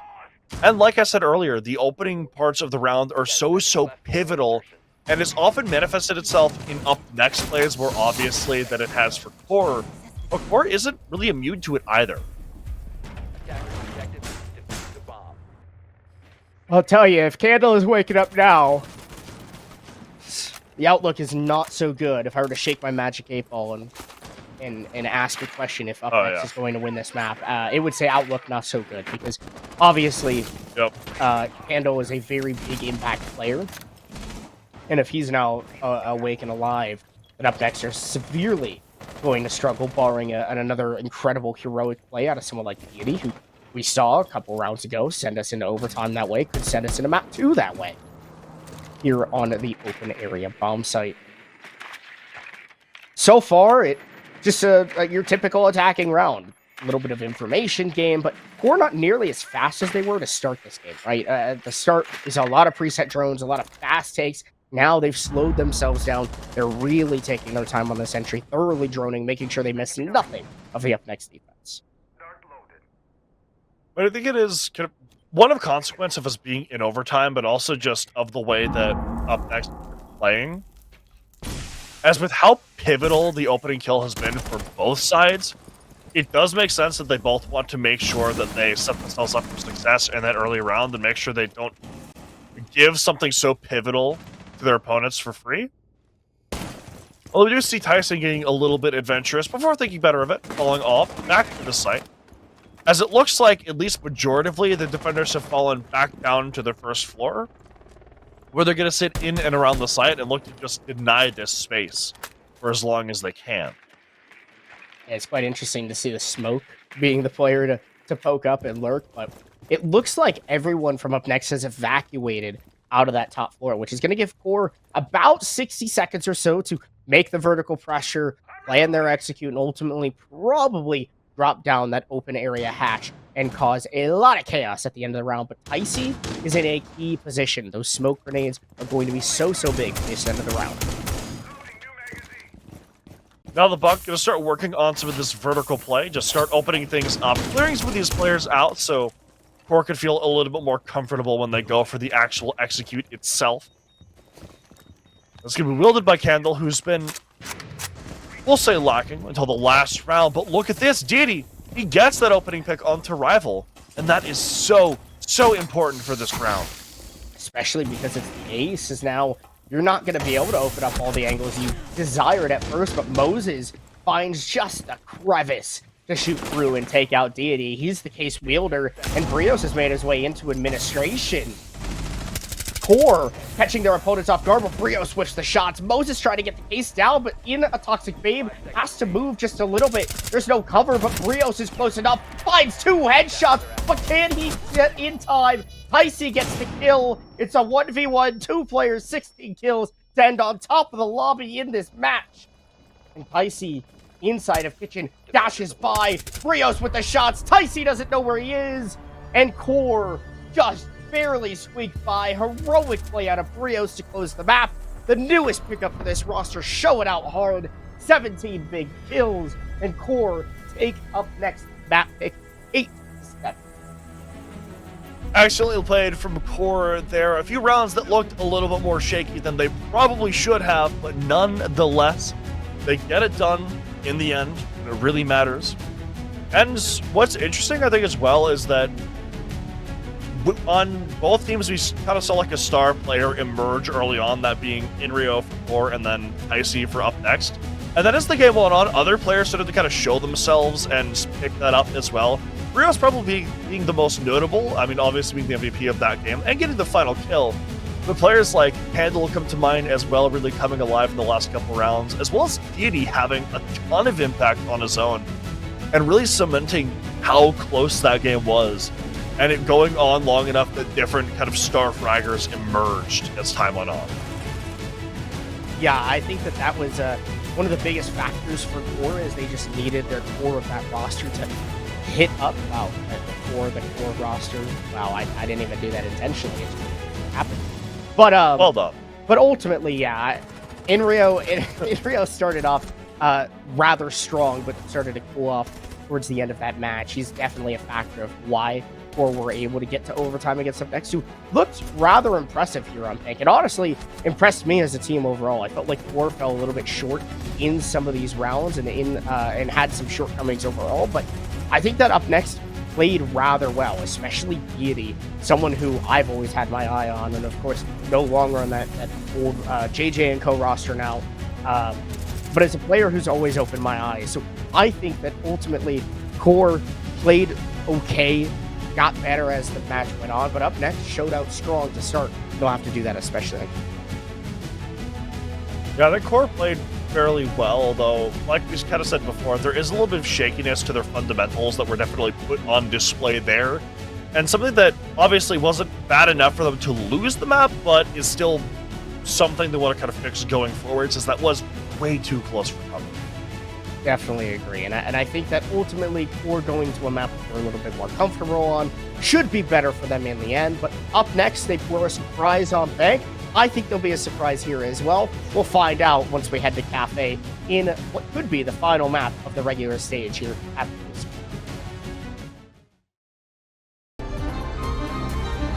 Well, map... I can't, man. Yeah, I'm so glad you guys did not have to hear whatever the hell that was. Map 2 coming up soon here between QoR and up next. QoR being one map away from making playoffs here at the Crucible. Team who made a recent roster move has been struggling a little bit to find their identity, but ultimately just so close to being there.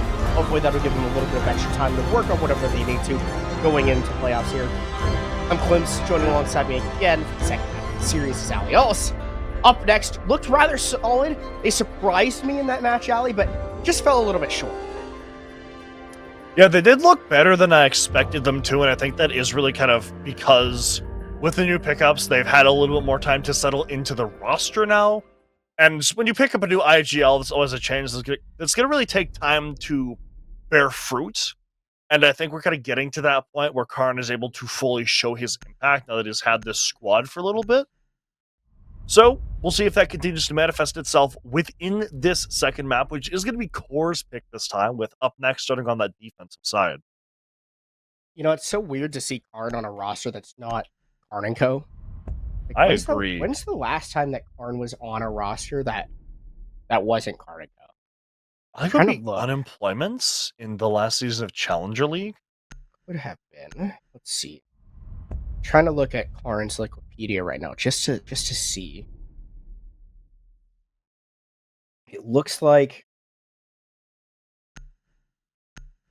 there's no way. Okay, hold on.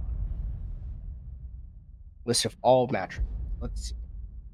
The last time he was not on a team called Karn & Co. He played with Exosiris in the Xenon Spring Burst back in March 2024. But does that really count? Because he was still kind of with Karn & Co. He was still kind of with Karn & Co. So when is the last time? Penthouse and Silly Geese. Was it Penthouse? Oh, but he was just playing in qualifier. Man, I want to find. I want to find the real time. Yeah, I mean this is a long time ago, before we saw like. Yeah. Yeah. So not quite unemployment, but it would have been with Turbo and Co. Back in SCS. Wow. That's a throwback. That is when it was last not Karn & Co. At least as like the main core roster, because he had some stints with like other teams or played balls with some other teams or whatever. But now this is like just like the first time in what, 2 years. Yeah, November 17th, 2022. November 18th, 2022. Holy crap. That's interesting. It's a little bit. It's a few years. It is 2 years and a couple months. 5 seconds. Wow. Well, anyway, Yeah. on the cafe. Are moving to defuse a bomb. Karn & Co. no more. Up next is here. Maybe they are the next up team. To get the job done here against QoR and be the final team in our playoffs here at Crucible. Hopefully we'll get a bracket at the end of the match and we can see all the different teams that have, of course, made their way through. We've got a lot of favorites that you should expect to see, but of course one of these two teams will be going home after a solid season, but ultimately I feel like if I'm just analyzing this game, reading this out, it feels like this is QoR's map to win. This is their pick. This is what they should do, and it's expected that they play to a high standard and in theory close out the series 2-0. Yeah, I think if they can fix a little bit of the issues they had in the previous map and dot their I's and cross their T's a little bit more effectively, then they should be fine here. As I feel a lot of the problems they had were relatively minute, but we'll see if that holds true here. As this upstairs hold, going to be the first thing they have to contend with, and there are 2 separate mirror windows looking them in the face, which they need to get rid of before they can make a proper entry onto this other half of the floor. But that is much easier said than done, as there's only about 1:30 left, and there's still so much utility left. Yeah, you still got these black mirrors, very forward position here. For up next, Hiru, opening pick on a Frios, but Rival and Candle storm their way back and find a couple. Deity, though, does shut down Rival. Still got this very forward and aggressive position out of Ticey inside of Freezer. Candle as well, looking to still engage long and far away, but I feel like QoR have enough control to where they could potentially sneak into somewhere like mining, maybe? 2 players still upstairs and kind of dispersed from each other, as now the player in sight goes down, and here's the storm through for QoR. They just dive in, they'll go through the 90 hallway, probably find their way into mining, and should easily be able to get the case down. How does this retake work? It works great for Ticey, who's already in position, but can't land the shots and gets dusted by Inrio. Aiden finds one. It takes only 1 round for him to get his first kill in this game, or in this map, rather. But ultimately, QoR have the bodies to get the job done, and they win the first attacking round here on Cafe. Looked a little bit shaky at the start there, just because the map control from up next was being held so thoroughly, but QoR just poke a little bit around the other areas of the map. Is any utility dedicated to any specific area, obviously, is going to be absent from a different area on the map, and QoR recognizes that, and so they just look to find where is the utility lacking for up next to place all that they had upstairs, and is that an angle that we can use to get into the map, make things awkward, and take the space that we need. And the answer was a lurk up brown stairs, followed by a couple picks going their way, and then just using that to get onto the site and forcing the defenders to fight them in those engagements where they had more control of the situation. So they can turn what looked like it was going to be a pretty solid round for up next into a very good round for QoR. Well, they just poked and prodded, and ultimately they found picks in the bomb site itself that matter the most. And I like that theory of attack and that style of attack sometimes, where teams don't go the traditional route on Cafe, where they go to the roof and they drop into a cigar shop and take piano and take cocktail like it's super slow and it's boring and it's the same thing over and over and over again. I like when teams mix it. I like when teams try to lurk elsewhere. It spices up this map a little bit, which I feel like in recent time has gotten a little bit dry just because of that fact of it's kind of the same thing over and over and over again. It's very monotonous. You've got to take the same control. So if you can find ways to defer yourself, teams really struggle on the defensive side with how to rotate because you're so muscle memory into the typical attack that it becomes different. And it's so unexpected as well, which is a lot of it we saw that reaction from up next, not quite able to properly deal with it. Although that is a strategy where you kind of do have to invent a new one every time you go for it, since you can't really do that same thing twice, although I'm sure QoR would love to. Rival getting a ton of work done with his Bravo drone, stealing 2 gadgets thus far, nullifying the impact that both of them will have. As they haven't gotten a ton of control on the top floor yet, but they have opened up the site a little bit, at least utility-wise, and that can oftentimes be just as deadly. Clutch drones trying to go in and hopefully hack away at some of those banshees from Deity placed around. You can see the one on bottom white is taken out, and it allows Inrio to just walk up and swiftly dispatch Kiru.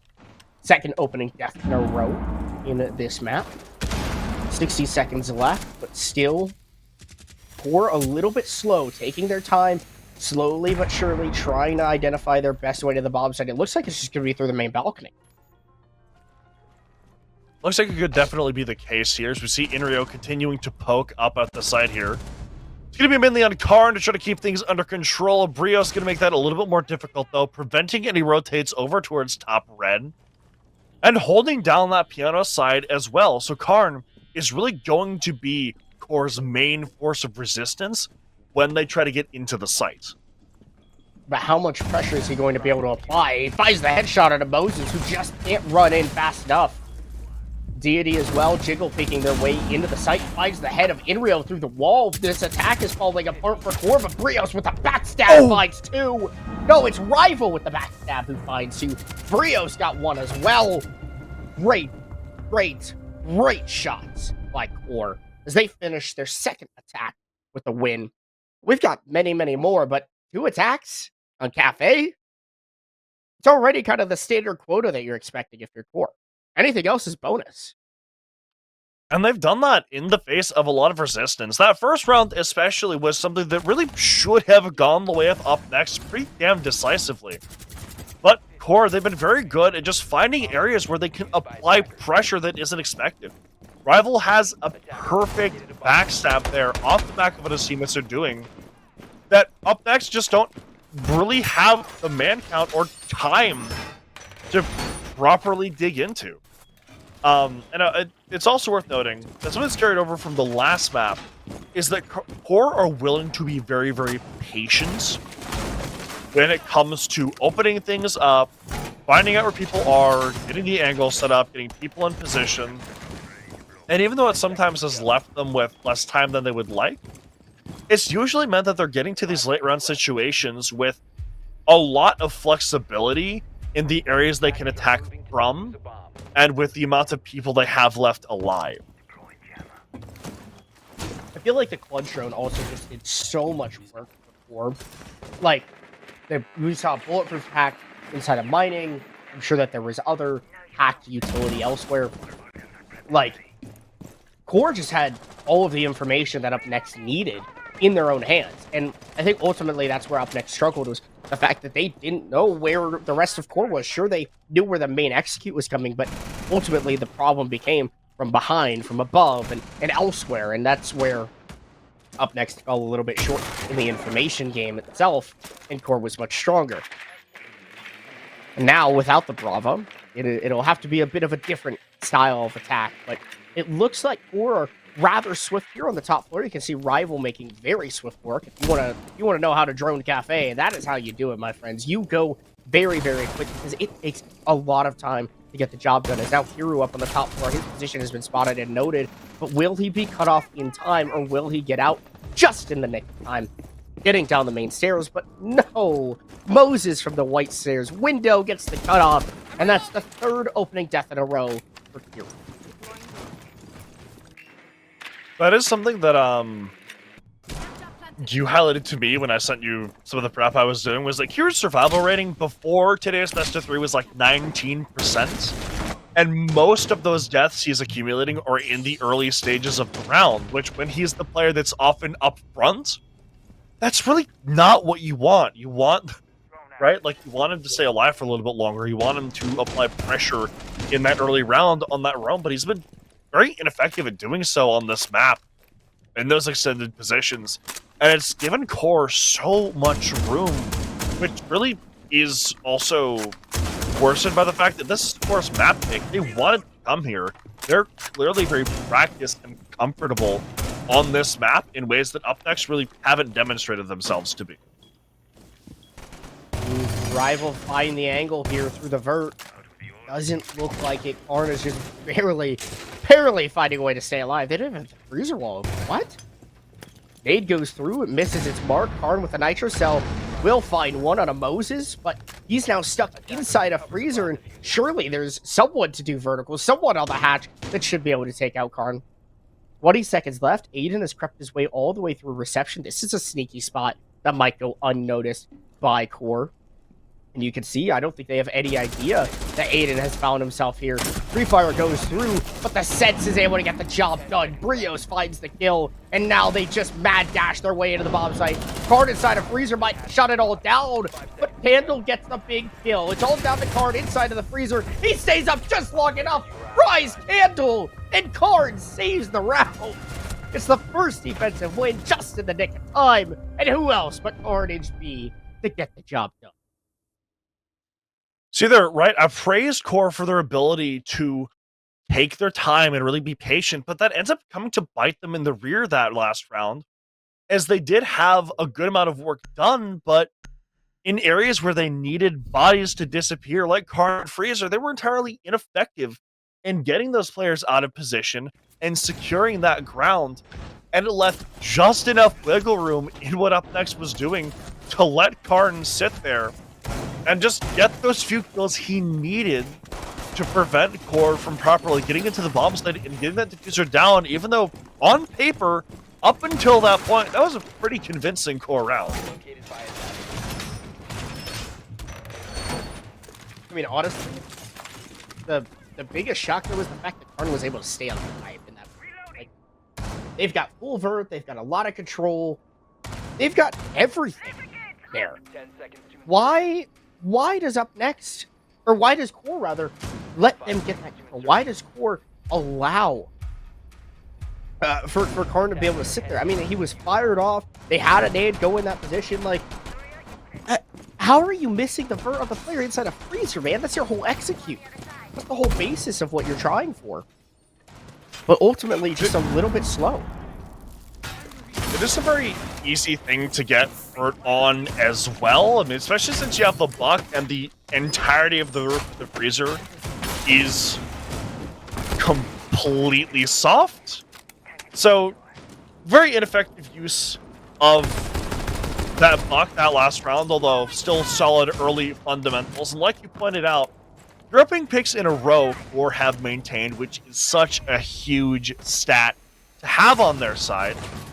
And if they can continue that, it puts a ton of pressure on Up Next, especially since that's the only site they've won so far, and they can't go back to that one until round 6. Yeah, that is a bit of a problem. especially for up next to on Cafe is a defensive side, and at least typically. It is trended a little bit more towards, like, you can be okay on a 3-3 split.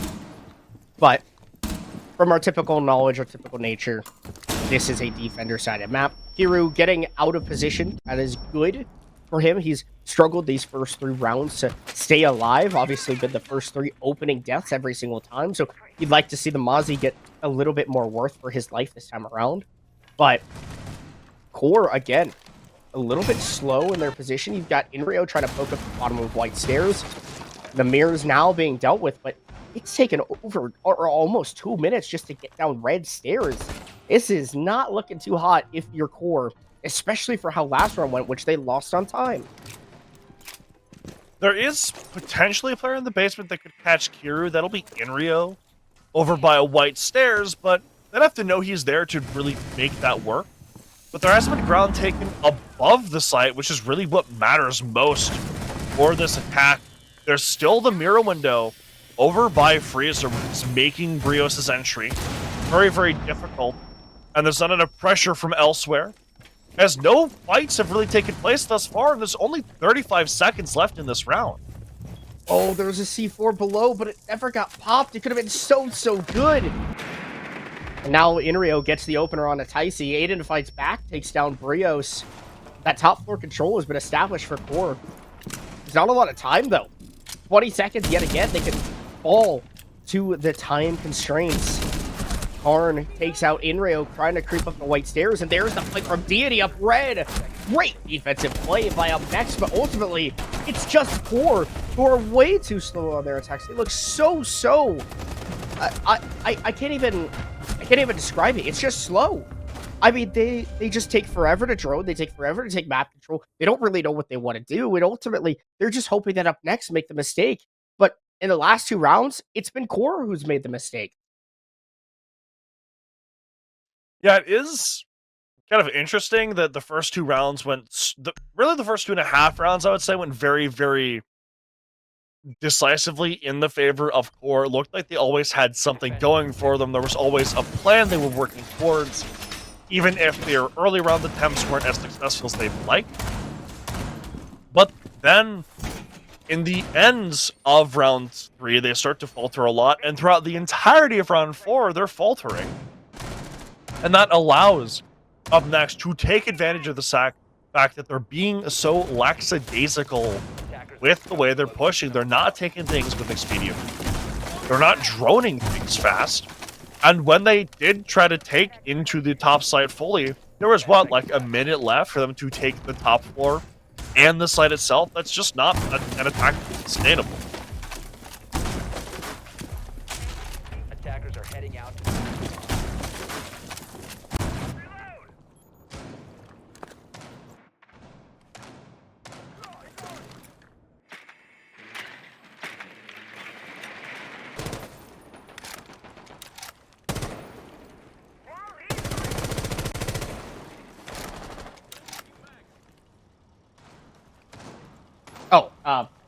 Going into playoffs in the next round. Sorry, I had muted myself as I'm still recovering a little bit, and I knew that was going to happen at some point. I just don't want you guys to have to hear those yucky coughs and stuff. But going in, QoR ultimately need to lock in if they're going to be a playoff team, or up next if they're somehow come back here on Cafe, win this map, and then go into Border, which is our 3rd map should we get there. Both of these teams got to tighten up on the mistakes, and playoffs are where you'll see these teams separate. And my goodness, Deity with the shotgun finds 2, refragged by Brios outside. It's a 3-on-3 at the end when the dust settles, and nearly another body is lost, and another one is felled as Candle from the skylight takes out Icy. Up next, try to up the tempo of this round, but unfortunately end up on the shallow end. And it's all down to Aiden and Karn, the 2 players from the Karn & Co roster who merged into this up next team. 90 seconds to defend all of Cafe. There is a solid amount of control being held by the attackers now. They can figure out where these defenders are and then look to properly infiltrate the map and start dislodging these positions. Although they do still this really need to make sure they work efficiently, however, as it is entirely possible, as Karnico has seen or Core has seen previously, excuse me, for a minute to slip from your grasp so fast. C4 goes out, doesn't quite catch anything, but Karn wants to fight this bird as much as he can, but it just ends up with his life getting taken away. That probably wasn't the right decision at all from Karn. Candle now with the bird coverage onto the player if he tries to rotate in through the fireplace, but instead it's Brios holding down the 90 hallway while the plant goes down. Great kills by Core. They get the round win. It was a good effort by Up Next, especially from Deity, who ran out of Snow Balcony, found a player downed on the main balcony, and then as well on the rappel, but eventually those refrags trades, great job by Core, just making sure they never found themselves out of the round. And Up Next, unfortunately, a little too aggressive, a little too late, lost out that man advantage. It all went down from there. Core up 3-2 on their cafe attack. Yeah, things were hairy by a little bit there in the start, but we're just cool, calm, and collected in that situation. Not letting the pressure get to them, and in fact, turning that pressure completely on its head, dismantling that aggression, and turning it into picks for themselves, getting that 3 versus 2, or getting a 3 versus 3 at first, and then Candle catching another player off of an awkward rotate, and securing a 3 versus 2, which they then just worked until they had the map control they needed. And when Karn tries to lash out and get a pick going for his team, try to bring something back, he ends up getting killed off by Candle because Candle has the better gun for that specific fight.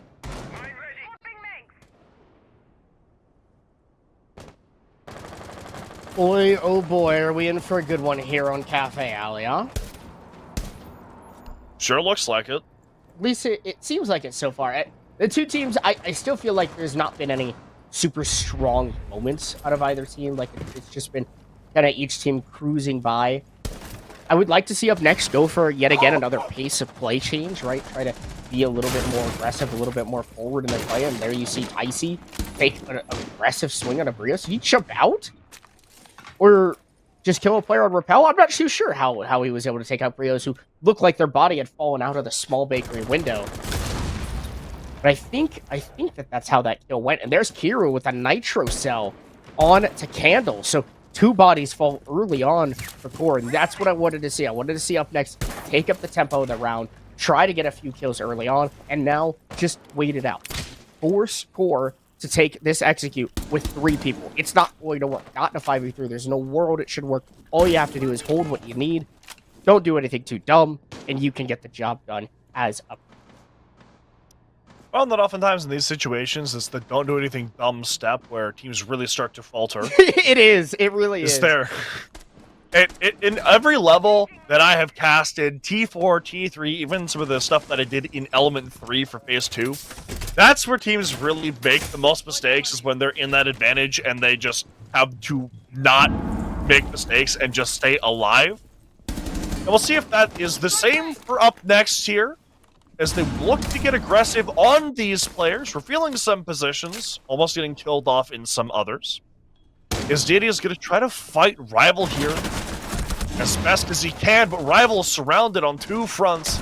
He looks to get this pick onto Deity, but Deity has the better angle. That's going to leave Moses and Inrio 2 versus 4, each in different positions around the map. They're going to try to meet up here. They have to make their way to the site. Dude! Oh. From above. Moses almost with a big heroic play to bring Core back into the round, but is shut down from Deity from above by Deity.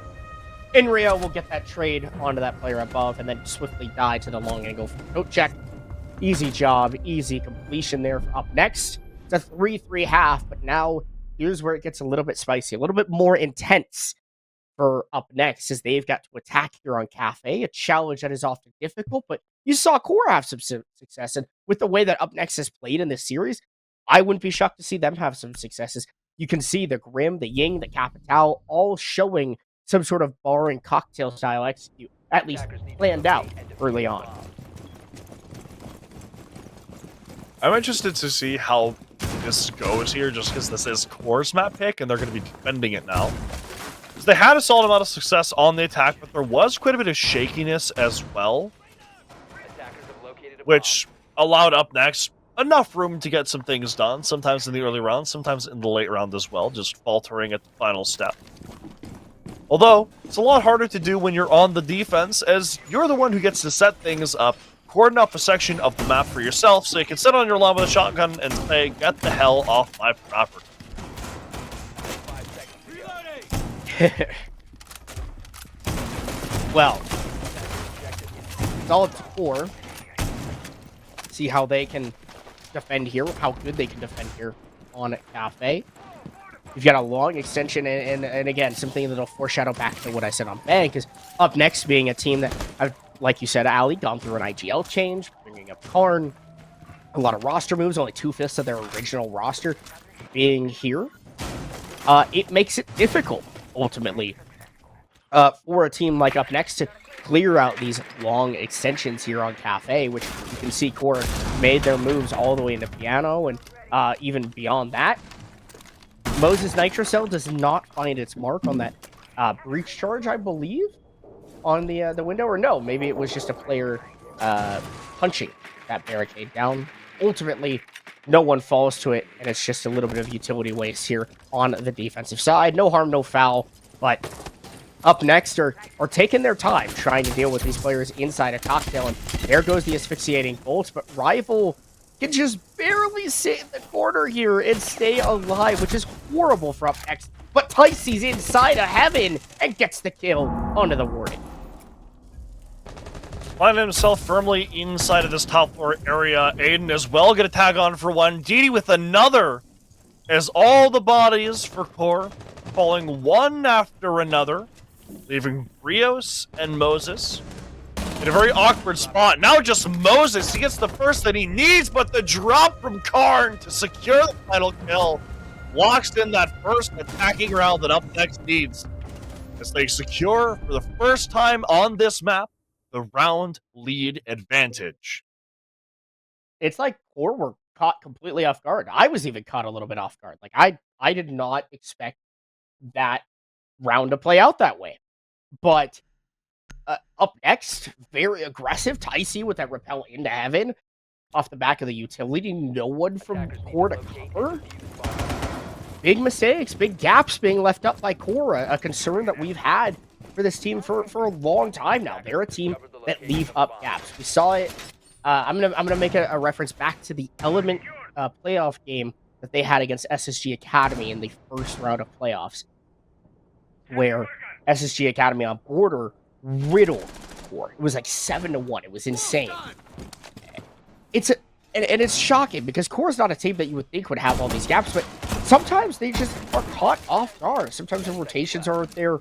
Maybe they're not in the right spots. I don't know if it's a strategy thing, if it's a team play thing, maybe it's a lapse in judgment thing. I don't really know what causes QoR to have those issues, but it is, we find it more often than not, Ali. I think that you would agree that QoR have big holes in the way that they play their defensive sometimes, and teams like Up Next will expose them.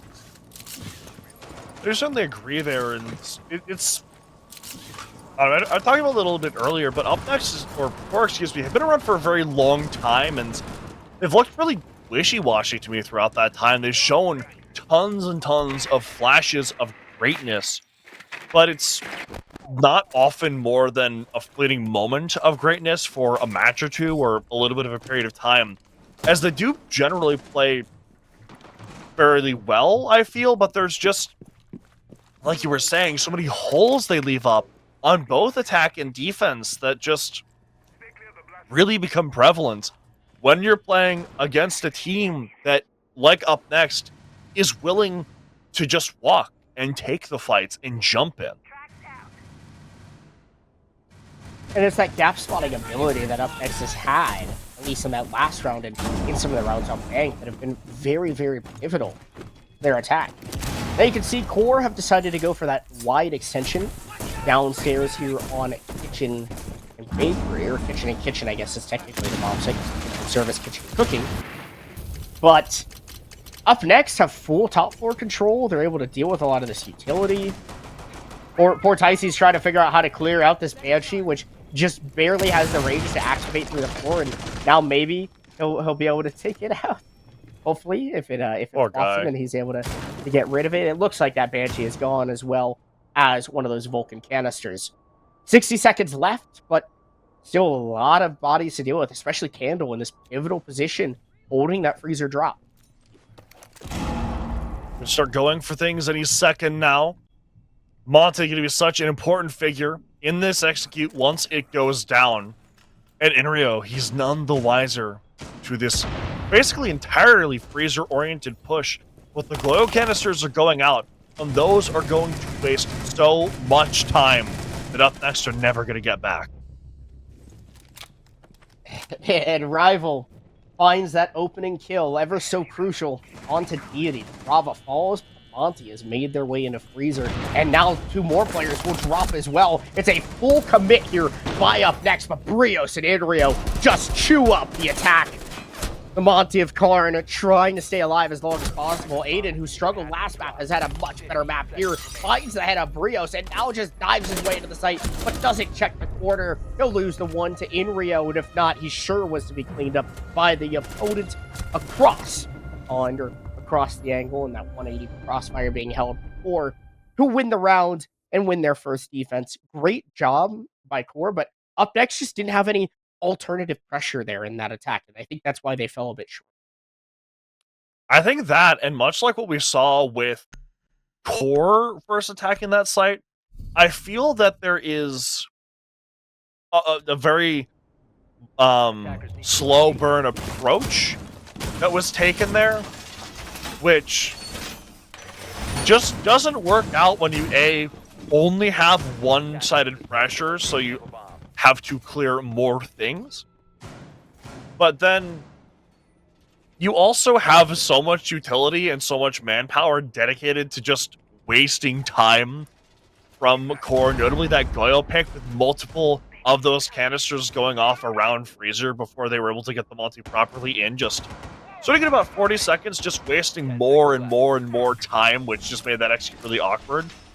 Right, we need these attacking teams to have some sense of urgency as they take things, because you don't want to be sloppy, for sure, but we've arguably overcorrected in the entirely opposite direction.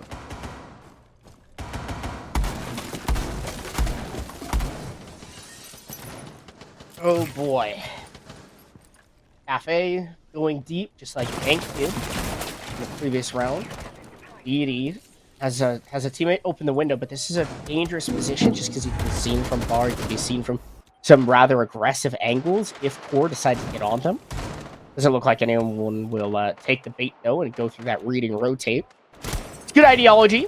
It's risky, but also rewarding should they find that kill. Now Up Next will have to hopefully be efficient in their clear of the top floor here.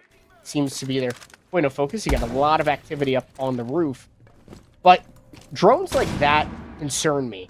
The drones all the way in Freezer, and Core haven't even, or Up Next rather, haven't even dropped red yet. Now they're finally in, but ultimately that drone was sacrificed and didn't really provide much other than a little bit of setup information, which isn't as crucial as live information of where your opponents are. Hiru, kill onto Candle, but Ticey just walks in and has his head taken clean off by Brios, the Vigil, who finds a second onto Deity now. Where's the information? We were droning at least a little bit earlier on. There's still 5 drones alive here for Up Next, but they're just walking blind. They're walking blindly into their opponents. The Nomad has just completely ignored everybody. Kira's walking down white stairs. What the hell? Brios gets killed by Kira, who walks back up white? I mean, what? I don't know what's going on, but it reminds me a little bit of a clown museum that's native to Florida, and I want to say Melbourne, but don't quote me on that. So there's my oddly specific reference for the day that no one but me will understand. As we're gonna see some pressure. I think that would really solidify the actions of this match. I think some sneaky stitch in the background, a little bit of circus music maybe as well, just to aid with whatever the hell just happened on that last round. Honestly, Honestly, I Oh. would love that at the top of White Stairs. Like if someone could go back, flip it, and then put Sneaky Snitch in the background of it, that would just be like the perfect clip. Crucible Socials, get on that. You know who you are. Get to work. Karn gets to work, takes out the head of Moses, and the face begins to go down inside a fireplace hall. But he gets shut down by Rival, who's now got the pistol in hand and looking for more. Aiden walks to the site, but instantly Rival finds him, and just a couple bullets brings him to his knees. And QoR, great defense overall. A little bit shaky with Up Next getting maybe a little bit further than they expected, but in the end, QoR end up on top and have the lead now, 5-4. So I don't know what was happening that last round, man. Like I don't know either. they were droning so far ahead of where their actual bodies were, and then they got some picks, and then Brios got a couple back, and then there was the whole thing on White Stairs, which I'm gonna see in my nightmares tonight, by the way. Yeah, let like, me end with that whole execute. So, like, why does Kiru just completely ignore everybody in Cocktail? Surely he knew that like two of his teammates. I guess maybe he thought that everyone just left, but like. That guy just did not care. He just did not care about whatever was going on in Cocktail. He's like, I want the White Stairs and they're mine. White Stairs are mine. I love it. I love it. He got his objective. White Stairs. Arguably it worked. They did kill Brios. Which is important control. Don't get me wrong. Like, White Stairs is important control, but I don't know, man. I don't know. Some silly shenanigans happening. Maybe it's late for these teams. The brains quite aren't into it as much as they were when the match started.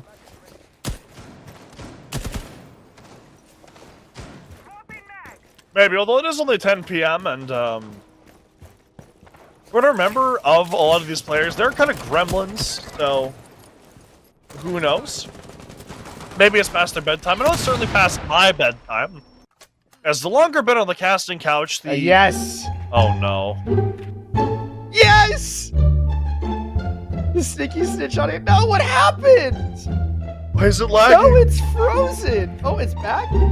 Wait, but this is too far ahead. No. No, this is too far ahead. Oh, we got trolled. Pod doesn't even know what they're doing anymore. It was when he walked past the player in Cocktail and down the White Stairs and then walked back up the White Stairs and killed the player in Cocktail.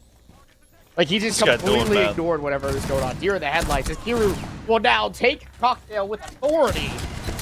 Gets rid of Brios, but Ando and Rival both find one back. And Della's way too late by Aiden.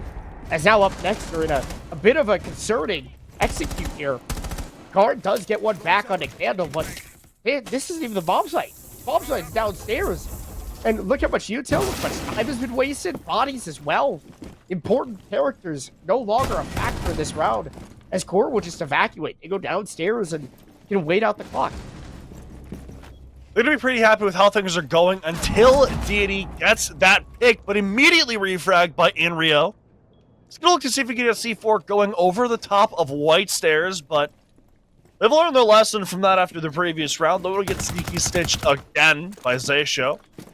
They're not going to go over in that area, just instead looking to use some breaching charges, open up some of this floor space, and see if they can funnel these last two defenders into their crosshairs. But they're just remaining stalwart in these positions, waiting for the attack to make their move, although the Yin Candelas are certainly going to make things more dangerous. Candelas go in, and Aiden loses the fight to Moses. And there's Inrio to clean up Karn as well. Tried making his way into the bomb site, but just couldn't find anybody. Not enough information at all for Up Next. And I think that's been the theme of this matchup, is the lack of information. Here we go. Here's what I was looking for. Little sneaky stitch in the background. There it is. And Brios is like, what the hell? And then he comes back up the White Stairs like, ugh, I love it. I love it. Thank you for getting it right. And now Fury just does his thing. Drones. I think there was still a player in Cocktail there, by the way. Like, I'm pretty sure there was still a guy up there. So, like, shenanigans. That's 2 rounds ago, and we're in the present. Ultimately, the present, as it stands, is QoR is on match point and series point. 1 round away from sending themselves into Crucible playoffs, where they'll play against Slime Bleed. Would be an interesting matchup if Up Next managed to somehow make the comeback, although I'm sure QoR are going to look to lock in a little bit more than they have been to prevent that. Is really, when you're a team like QoR, you just don't want 10 seconds left. to go out in a situation like this. You want to get to the playoffs at least, if not even farther, since this is a team that's been around for a long time and under a pretty big org as well. You want to maintain that consistency and get solid results. But ultimately, it's going to be the goal here, is they're going to go back down to this first floor. Again, seeing a lot of pressure being applied over to this white side, but with a little more towards the other side as well.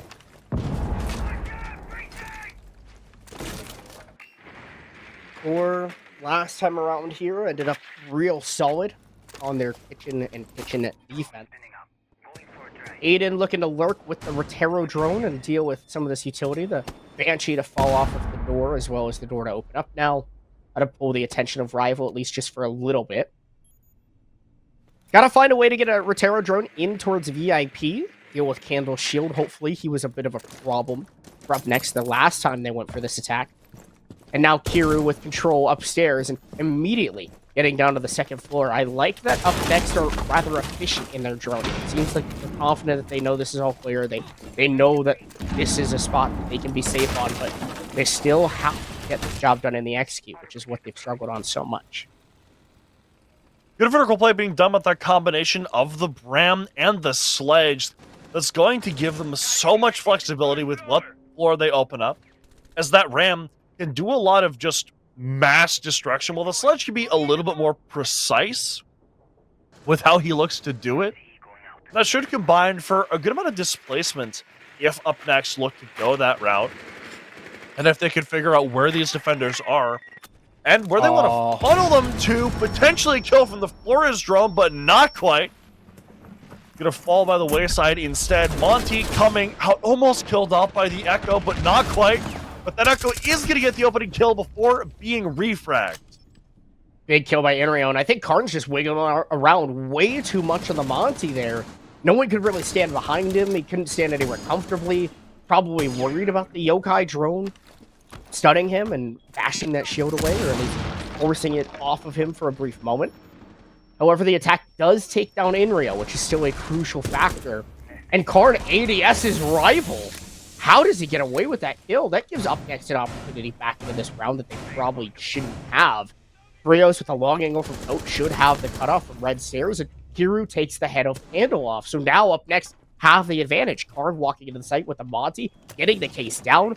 Moses has a couple toxic babes. They'll go deep, and they'll land its mark, and Moses finds the head of Karn. Great shot. 15 seconds left. Who's going to get inside and get the case down? Tice, he's walking in through Red Hall. He's got to deal with a player of reception still.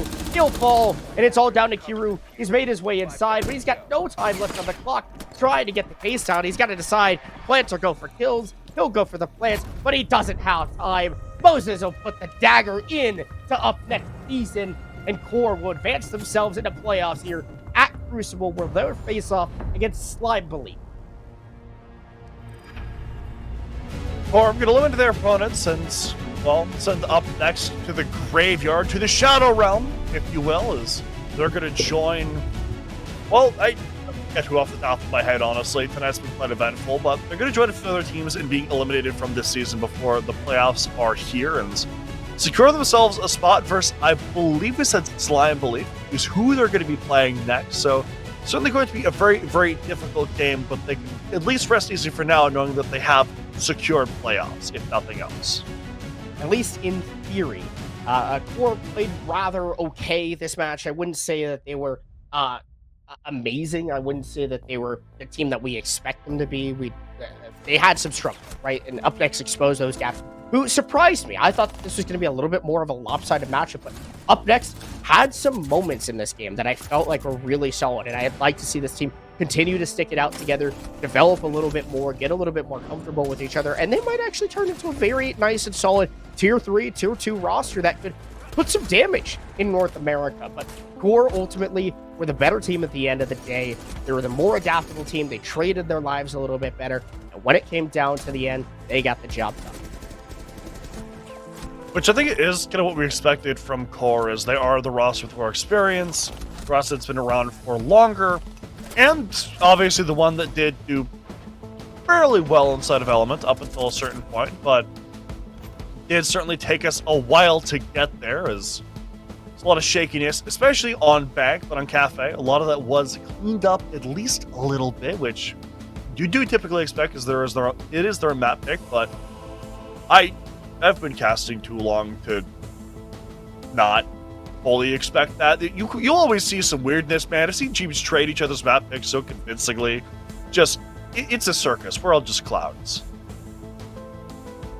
Well, we're soon into playoffs here at the Crucible. Thursday, January 30th, will be the first day where we'll see quarterfinals action between a few of these teams. You might see...